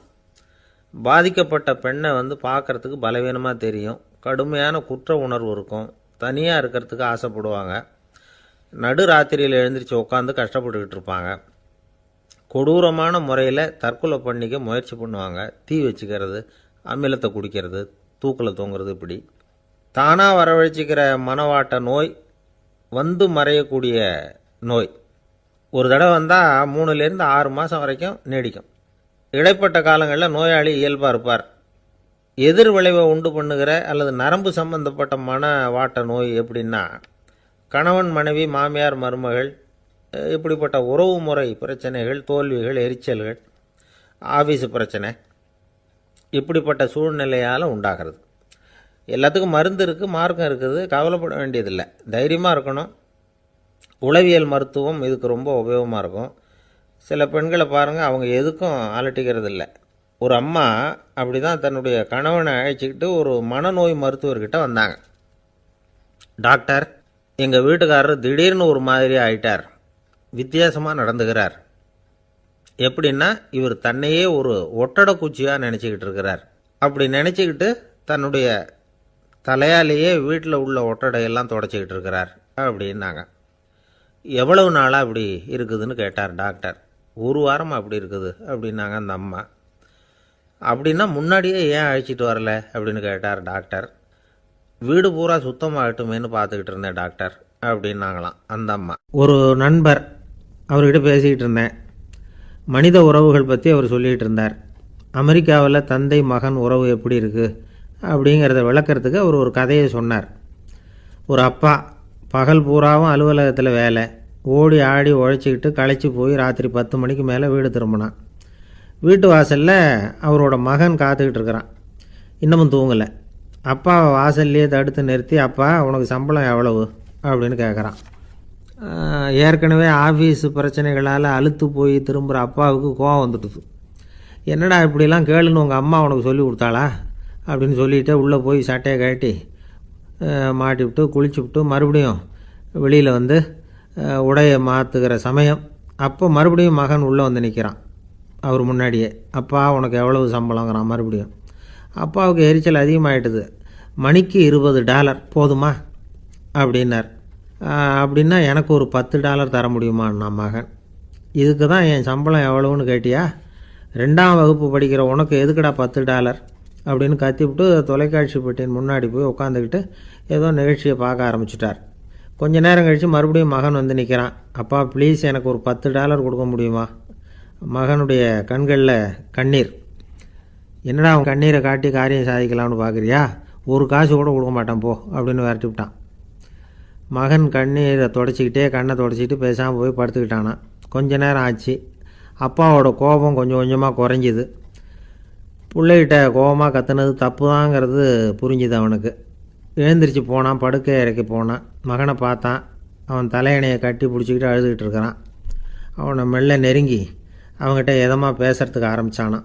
எதுக்குடா உனக்கு $10 பள்ளிக்கூடத்தில் கேட்டாங்களா அப்படின்னு கேட்டானான். மகன் சொல்லியிருக்கான், இல்லை டாடி, உனக்கு 1 மணி நேரம் சம்பளம் $20ன்னு சொன்னேன். நீ ஏற்கனவே எனக்கு கொடுத்த பாக்கெட் மணி $10 என்கிட்ட இருக்குது. இப்போ நீ இன்னொரு $10 கொடுத்தீங்கன்னா அதையும் சேர்த்து $20 ஆகிடும். அந்த $20 நான் உனக்கு கொடுத்துருவேன். அப்படி கொடுத்தா நீ என் கூட 1 மணி நேரம் செலவழிப்ப இல்லையா? அதுக்காக தான் $10 கேட்டேன் அப்படின்னு சொன்னானான். அந்த அப்பா கண்ணு கலங்கி போச்சான். ஆதரவோடு தன்னுடைய மகனை கட்டி பிடிச்சி அழ ஆரம்பிச்சிட்டாரான்.